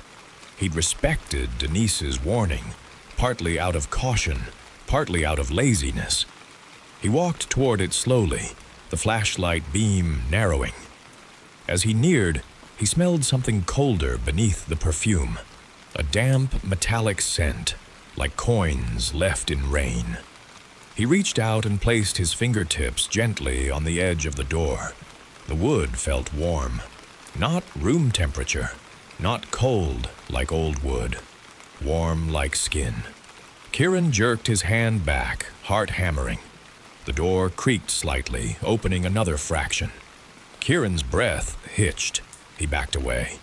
Then he heard a sound from inside the room. A slow inhale, a slow exhale. Breathing. Kieran stood frozen. The breathing was steady, patient, as if whatever was inside had been waiting for him to notice. His mouth went dry. "Hello?" he whispered, voice barely audible. The breathing paused. Then, softly, a voice answered from the darkness. "Finally," it said. Kieran's skin went cold. He backed away and hurried down the stairs, heart pounding, He shut his bedroom door and locked it, though he knew locks meant little in a house full of old doors. He lay in bed, shaking until dawn. In the morning, sunlight made the house look less threatening. Dust floated in beams. The kitchen smelled normal again. Kieran told himself he'd imagined the warmth of the wood, that the voice had been wind through a vent, that the breathing had been his own. He went upstairs in daylight. The dark door was closed, perfectly flush in its frame. No sign it had ever opened. Kieran stared at it for a long time, then forced himself to walk away. The next few days, Kieran fell into routine. He cleaned rooms that didn't need cleaning. He tested the generator. He checked locks. He walked the perimeter of the property with a flashlight at dusk, listening to birds settle into trees. The quiet was still there, but it began to feel like a presence rather than absence. At night, he heard the same footsteps, upstairs around 2:17. Always slow, always careful, always moving toward the end of the hall. Kieran stopped going upstairs to check. He told himself it was wildlife in the attic, raccoons, squirrels. But the footsteps had rhythm, human pacing. On the 6th night, Kieran woke to a new sound, a soft knock, 3 taps. Not on his bedroom door, above him, upstairs. 3 taps, slow, deliberate, as if someone was knocking on a door and waiting for an answer. Then silence. Kieran lay still, heart pounding, and realized he could feel something else. A subtle vibration through the house, like a distant hum. The next morning, he found one of the downstairs doors open, the library door. He knew he'd closed it. He remembered the click of the latch. Now it stood open, and the room inside looked slightly wrong. Not disturbed, not messy, but the chair nearest the fireplace had been pulled out, angled toward the doorway as if someone had sat there to watch the hall. Kieran's stomach tightened. He stepped into the library and saw something on the desk. A single sheet of paper. Not yellowed, not old. Fresh white paper, folded neatly. Kieran stared at it for a long moment before touching it. He unfolded it. Inside, written in careful block letters, were 4 words. "You're here to listen." Kieran's mouth went dry. He read it again, then looked around the library. The shelves held old books, many with Hollander family crests stamped on the spine. Kieran stepped closer to one shelf and noticed something he hadn't before. Certain books were slightly pulled forward, like they'd been used recently. He reached out and ran his finger along the dust on one. No dust. Someone had touched it. His skin prickled. He didn't open the books. He didn't want to. He left the library and went outside into the rain air, breathing hard, trying to shake the feeling of being watched. He called Denise that afternoon. She answered on the 3rd ring, sounding busy. "Is everything okay?" she asked, polite but wary. Kieran hesitated, then said, "The upstairs door you told me not to open. It was open, and there are noises at night." A pause. Denise exhaled slowly. "I told you not to open it," she said. "I didn't," Kieran insisted, voice tightening. It opened on its own. Denise's voice softened slightly, but not with comfort. "You need to leave it alone," she said. "Don't talk to it, don't answer it, and don't go up there when it calls." Kieran's throat tightened. "Calls?" Denise hesitated, then said, "Just don't. Can you do that?" Kieran swallowed hard. "What is it?" he asked again. Denise's voice went quiet. "It's what the Hollanders kept," she said. "And what kept them?" Kieran's skin went cold. "That doesn't mean anything." "It does," Denise said softly. You just don't have the context. Kieran clenched his jaw. Then give me context. Denise was silent for a long moment. Kieran heard faint office noises behind her, papers, distant voices. Finally, she said, "The room was sealed after Mr. Hollander's wife died. He said she didn't die. He said she went behind the door. He said the door was a place where things could be stored that shouldn't be seen. Memories, guilt, promises." Kieran's breath caught. "And he kept going in?" he asked. Denise's voice was quiet. "He kept opening it," she said. "And every time he came back, he was less present." Kieran felt dizzy. "That's not possible." Denise's voice held a tired certainty. "Neither is the kind of quiet in that house," she said. "But you're there, so you know." Kieran's throat tightened. "What do I do?" Denise said, "Leave, if you can. If it lets you." The line went dead. Kieran stared at his phone, heart pounding. That night, he tried to leave. He packed his suitcase quickly, hands shaking. He carried it downstairs to the front door, keys in hand. The front door opened easily. Cold rain air swept in. Kieran stepped onto the porch and felt relief flood him. Then he looked down the driveway. The gravel drive was gone. In its place was forest. Dense pines pressed close, branches overlapping, as if the trees had moved inward to erase the path. Kieran's stomach dropped. He stepped off the porch and onto what should have been gravel. His foot sank into damp earth. He turned back toward the house, heart hammering. The porch behind him was still there. The door still open. But the world beyond the porch was no longer the same. The forest had swallowed the driveway. Kieran stumbled backward into the house and slammed the door shut, hands shaking. His chest tightened as panic rose. He ran to the window and looked out. The same view. Trees. No road. No driveway. Just forest. Kieran's breath came shallow. He tried the back door. Forest. He tried the side door. Forest. The estate had been severed from the world. Or he had. He sank onto the kitchen floor, trembling. At 2:17 a.m., the footsteps upstairs began again. But this time, they didn't stop at the end of the hall. They came down the stairs. Slow, measured. Each step placed with patient certainty. Kieran's blood turned cold. He sat on the kitchen floor, staring at the stairwell doorway, unable to move. The footsteps reached the bottom. A shadow stretched across the kitchen tile.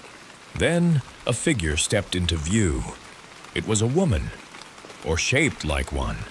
She wore a long dress that looked damp, clinging slightly.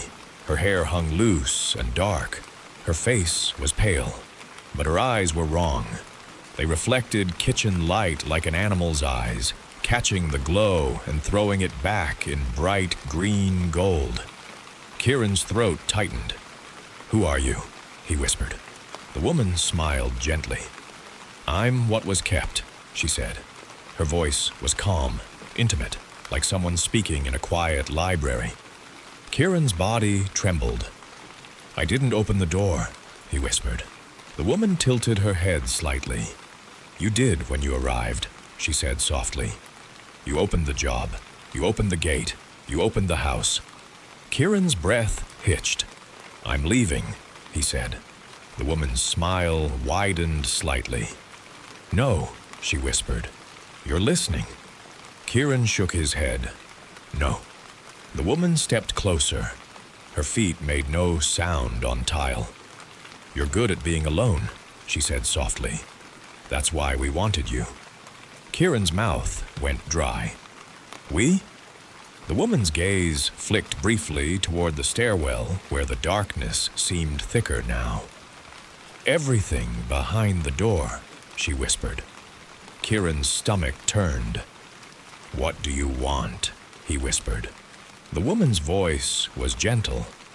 "A caretaker," she said. "Someone who keeps the door closed when it should be closed and opens it when it should be opened." Kieran shook his head. "I don't." The woman stepped closer until Kieran smelled damp wool and old perfume. "You've been practicing," she whispered. "Every time you ignored the footsteps, every time you didn't go up, every time you stayed quiet, you're learning." Kieran's breath came shallow. "Learning what?" he whispered. The woman's hand lifted slowly, palm open. "Learning to hold what others can't," she whispered. Kieran's throat tightened. "I can't," he gasped. The woman's eyes softened, almost kind. "You already do," she whispered. And then, very gently, she reached toward his chest. Kieran felt a pressure, not on skin, but inside, like a hand pressing against his ribs from within. His breath caught. He tried to inhale and felt resistance, as if the air didn't want to fill him. The woman's voice slipped closer. "Quiet," she whispered. "Just like you wanted." Kieran's vision blurred. Panic surged. He clawed at his throat, desperate. The woman watched with patient calm, as if observing a lesson. "You came for quiet," she said softly. "So we gave it to you." Kieran's breath came in thin, shallow gasps. His ears rang. The kitchen light flickered.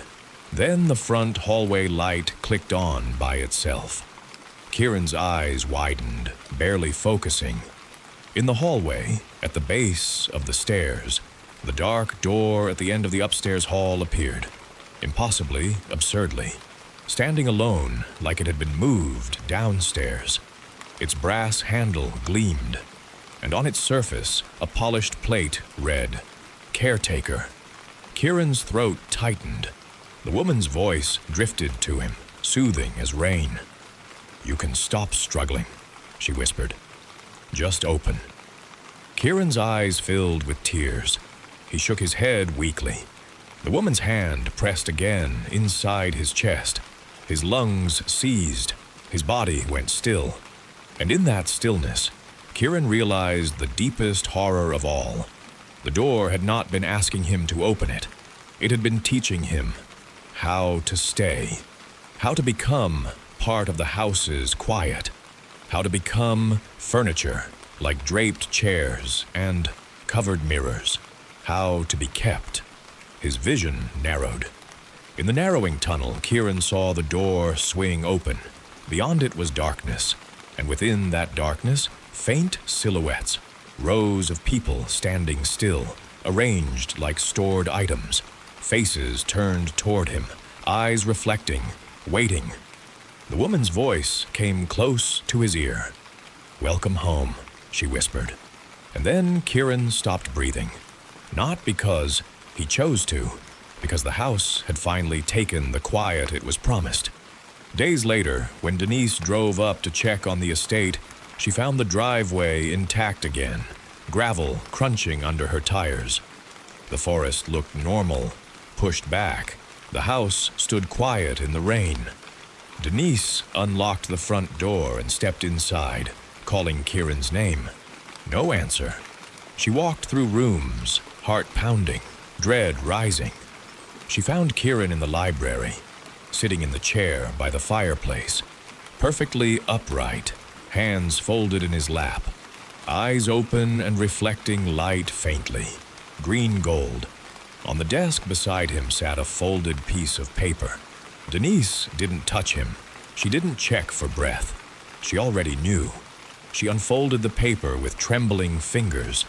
Inside, written in neat block letters, were 2 lines. "New caretaker installed. Quiet restored." Denise backed away, tears in her eyes, and left the house without looking back. She locked the front door. She drove away. And in the upstairs hallway at the end, the dark door remained closed, patient. waiting for the next person who wanted quiet badly enough to accept it. I will continue anyway from where we are. Story 9. Samantha Price first noticed the extra chair because it was turned slightly toward her bed, as if someone had set it there to watch her sleep. She lived on the 6th floor of a renovated mill building in a small city in Massachusetts, the kind of place that used to be industrial and now sold itself as loft living. Exposed brick, tall windows, thick wooden beams overhead. The building's hallways still smelled faintly of old oil beneath the new paint, and the radiators were loud enough at night that Samantha sometimes imagined they were trying to speak. She was 41 and recently promoted to director of operations at a non-profit that provided food assistance and emergency utility grants. On paper, it was a job that should have made her feel proud. In practice, it meant long days and endless triage, deciding who received help first when there wasn't enough to go around. Those decisions had changed her. Not into someone cruel, she told herself that often, like a prayer, but into someone trained to compartmentalize. She had learned to keep her voice calm, even when she was denying someone a check that could keep their heat on. She had learned to say, "I'm sorry," in a way that sounded sincere while still closing the door. When she came home at night, she wanted quiet. Not the kind of quiet that demanded attention, just the kind that let her stop, being responsible for other people's survival. The loft helped. It was large, but uncluttered. Samantha didn't like decorations. She didn't like objects that demanded memory. She liked clean surfaces and clean lines. It made her feel like she could breathe. So the extra chair felt like an intrusion in a space she'd designed to be unclaimed by anyone but herself. It was an old wooden chair, not hers, dark-stained, the seat worn smooth. She found it on a Thursday morning after a late night at work. She had come home, slept hard, and woken to pale daylight seeping through blinds. The chair sat near her bed, angled toward her pillow. Samantha stood still for a moment, squinting as if her eyes were lying. Had she moved her desk chair? No. Her desk chair was in the corner by the window. This chair was different, older. She walked closer, hands slightly raised, and touched the backrest. The wood felt warm, not cold, like furniture left in still air. Warm, as if someone had been sitting in it recently. Samantha's stomach tightened. She checked her front door. Locked, deadbolt engaged, chain in place. She lived alone. No roommates, no pets. The building's maintenance did have keys, but they always left a note when they entered, even for quick repairs. There was no note. Samantha stood in her bedroom and listened. The loft held its usual sounds, the faint hum of the fridge, the distant traffic through glass, the radiator ticking gently as it warmed. Nothing else. She told herself it was a mistake. Someone had moved furniture in the hallway and left it in the wrong unit. Or she had hallucinated it in the half-sleep haze. She dragged the chair into her living room and shoved it into a corner behind the couch where it wouldn't catch her eye. Then she went to work, carrying the oddness with her like a pebble in her shoe. That day, she denied 3 grant applications. The first was a man who needed money for medication after losing his job. The second was a mother who wanted help with rent. The third was an older woman whose heat had been shut off. Samantha's inbox was full of people like that. Cases that would break you if you tried to fully feel each one. She read the documents, made decisions, sent polite responses.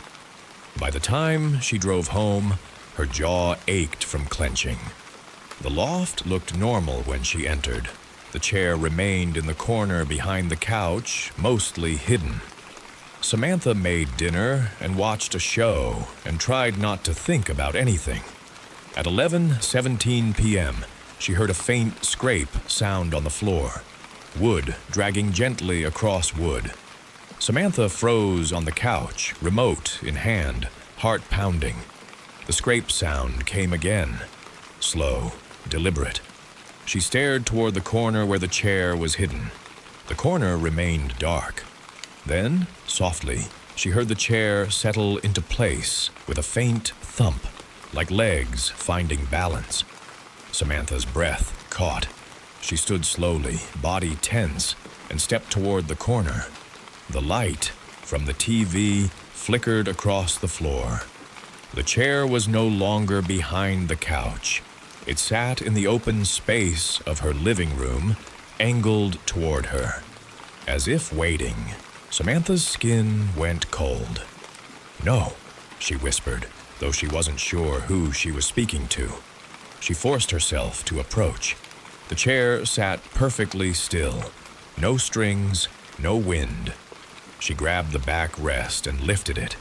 It was heavier than it should have been. Not impossible, but dense, as if it carried extra weight. She dragged it to the kitchen and shoved it under the table, wedging it between a chair and the wall so it couldn't move, easily. Then she returned to the couch, heart pounding, trying to convince herself she was overreacting. The show continued playing, characters laughing at something. Samantha didn't hear any of it. When she finally went to bed, she locked her bedroom door. It had an interior latch she'd never used before, but she used it now. She slept badly. She dreamed of paperwork, of forms she couldn't read, of signatures bleeding through the page. At 2:03 a.m., she woke to a sound on the other side of her bedroom door. A soft knock. 1, 2, 3.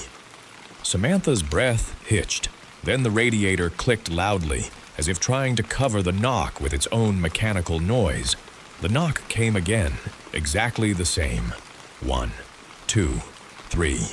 Samantha sat up, heart hammering, eyes fixed on the bedroom door. She didn't move. She didn't speak. After a long pause, she heard the faint scrape of wood again, chair legs on floorboards, moving away. Samantha lay awake until morning. Friday, she called building management and asked if anyone had entered her unit. The property manager, a man named Rick, sounded mildly annoyed. "No," he said. "We don't enter units without notice unless it's an emergency. Any maintenance requests?" "No," Samantha said, voice tight. "I found furniture in my unit, a chair that isn't mine." A pause. Rick sighed. "People leave junk in the hallways sometimes. Maybe someone dragged it in by mistake." "It moved," Samantha said. She regretted the words as soon as she said them. They sounded irrational.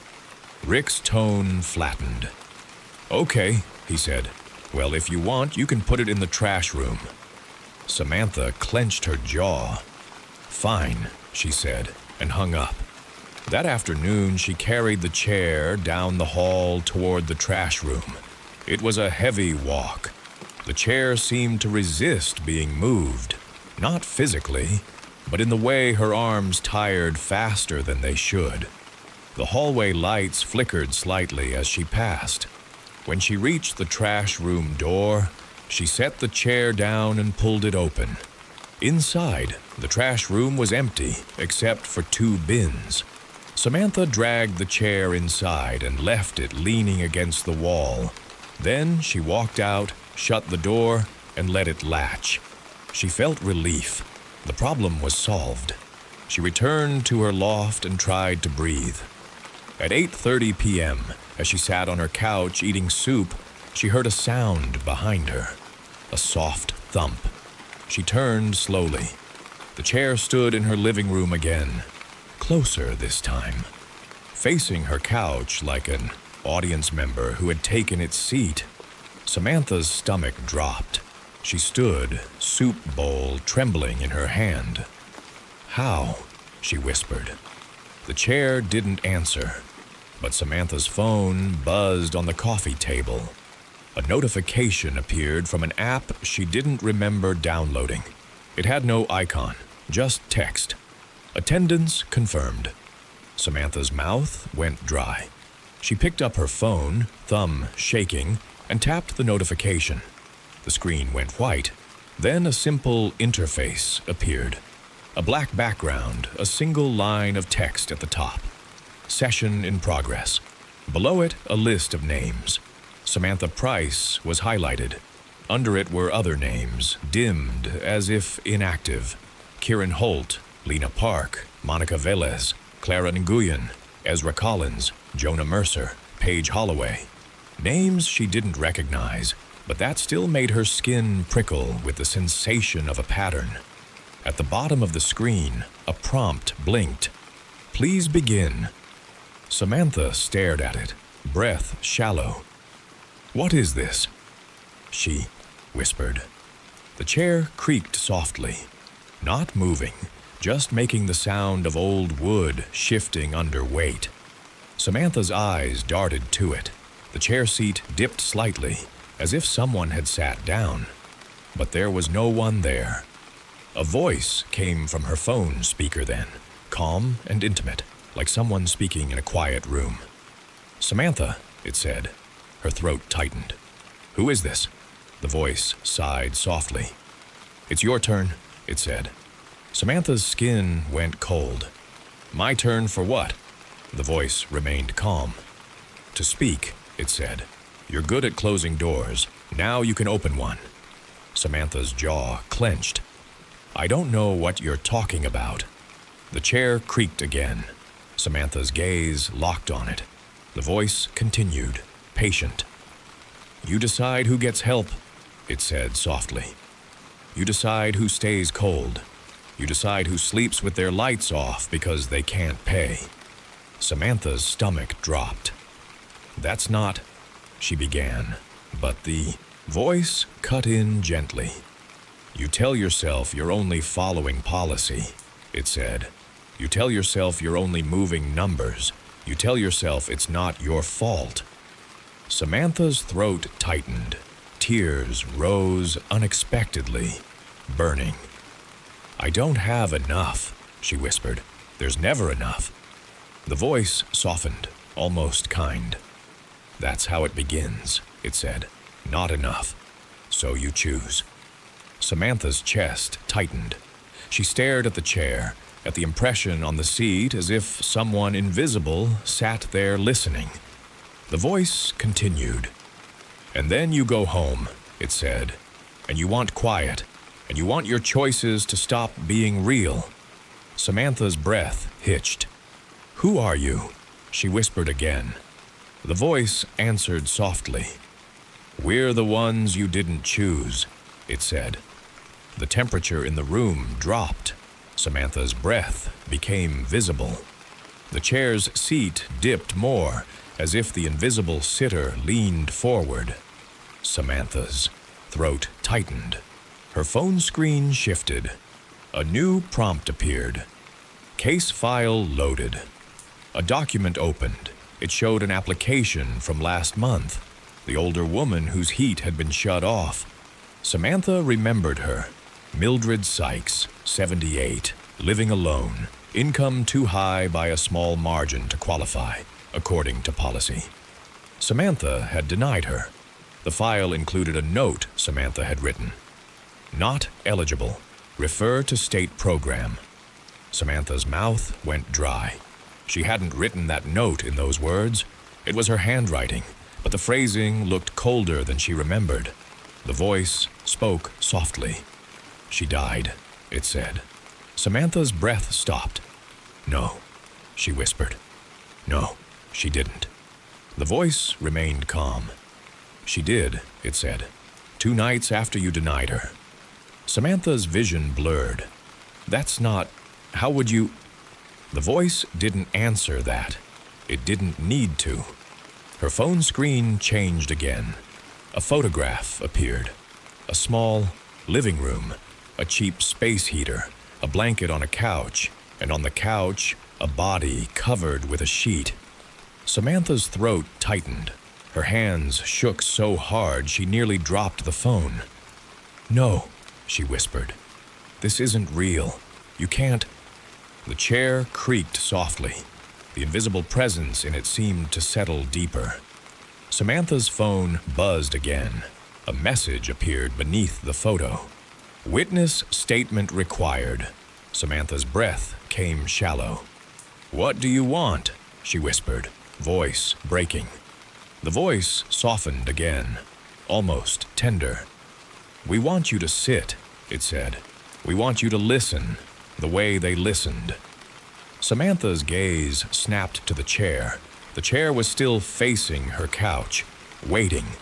Samantha shook her head, backing away. "No." The voice remained calm. "If you don't sit," it said, "we'll keep moving the chair until you do." Samantha's chest tightened. She glanced around the loft, suddenly aware of how many empty spaces there were. How easy it would be for the chair to appear anywhere, to corner her. Her phone screen dimmed. The voice continued in a slow cadence. "Samantha," it said, "you've been tired for years. You've wanted quiet so badly. Sit down and let us give it to you." Samantha's breath hitched. The words felt like temptation and threat at once. She stared at the chair. Slowly, against her will, she walked toward it. Her legs moved like she'd lost ownership of them. She stood over the chair seat. It looked worn, smooth in the center as if someone had sat there for decades. Samantha's hands trembled. She lowered herself into the chair. The wood creaked softly under her weight. The moment she sat, the loft's sounds changed. The refrigerator hum faded. The radiator ticking slowed. Even the rain against the windows seemed to soften, as if the world had moved farther away. Samantha's breath came shallow. The chair's back felt too upright, holding her spine straight. The voice whispered, satisfied. "Good," it said. "Now listen." Samantha's phone screen went black. Then another sound filled the loft. A faint murmur like distant voices speaking in a room far away. It was layered, overlapping, like many people talking at once. Samantha couldn't make out words at first. Then she began to recognize the tone. Begging, pleading, polite desperation. Voices saying, "Please," and "I don't know what to do," and "My children are cold." Samantha's throat tightened. Tears slipped down her cheeks. The chair held her still. The voices continued, cycling through pleas she'd heard in her office, pleas she'd answered with policy language. Samantha's breathing grew faster. The chair's arms seemed to press against her wrists. Not straps, but pressure, like the wood wanted her hands to stay still. The voice on the phone spoke softly. "Listen to them," it said. "The way you made them listen." Samantha's jaw trembled. "I tried," she whispered. "I tried to help." The voice was calm. "You helped some," it said, "and you left others outside." Samantha's breath hitched. The chair creaked again, and Samantha felt her body sink deeper into it. Not physically, but in a way that felt like the chair was swallowing her presence, making her quieter. Her phone buzzed once more, and the screen lit briefly with a final prompt. Confess or remain. Samantha's throat tightened. Confess to what? To the fact that she couldn't save everyone? To the fact that she'd become numb? Her mind reached for a defense, for an explanation. But none of it mattered. The chair wanted something simpler. Acknowledgement, witness. Samantha's lips trembled. I said no, she whispered. I said no to her. I said no, and I went home. The voices in the loft softened slightly, as if satisfied. Samantha continued, tears streaming. I told myself she'd find another program, she whispered. I told myself someone else would help. I told myself it wasn't my fault. The chair's pressure eased slightly. The voice on the phone whispered close, almost kind. And now you know, it said. Samantha's breath shook. I know, she whispered. The room's temperature warmed slightly. The refrigerator hum returned faintly. The rain sound came back. The chair no longer felt as heavy. Samantha sat, trembling, exhausted. The phone screen went dark. For a long moment, there was only the rain. Samantha forced herself to stand, legs weak. She stumbled to the couch and sank into it, shaking. The chair remained in the living room, still facing the couch. But now it felt like a thing that had been fed, like a mouth that had been given what it wanted. Samantha slept fitfully that night, waking often. In the morning, the chair was gone. The living room looked normal again. For 3 days, nothing happened. No moved furniture, no unknown notifications. Samantha tried to convince herself it was a breakdown, a stress episode. She scheduled a therapy session. She took a day off work. She sat in silence and tried to breathe. On the 4th night at 2:03 a.m., her phone buzzed. A notification banner. Session complete. Then another line. Next participant available. Samantha's stomach dropped. She tapped it before she could stop. Herself. A list of names appeared. One was highlighted. Brooke Ward. Samantha frowned. She didn't know anyone named Brooke Ward. Then a location appeared under the name. Westmere House. Samantha's blood ran cold. She didn't know what that meant, but she felt the pattern anyway. A net stretching outward, linking people through doors and guilt and listening. Samantha closed the app, shaking. She tried to delete it, but it wasn't in her phone's app list. She turned her phone off. At 2:03 a.m. The next night, the phone turned itself on. And in the dark of her loft, Samantha heard the faint scrape of wood on wood again.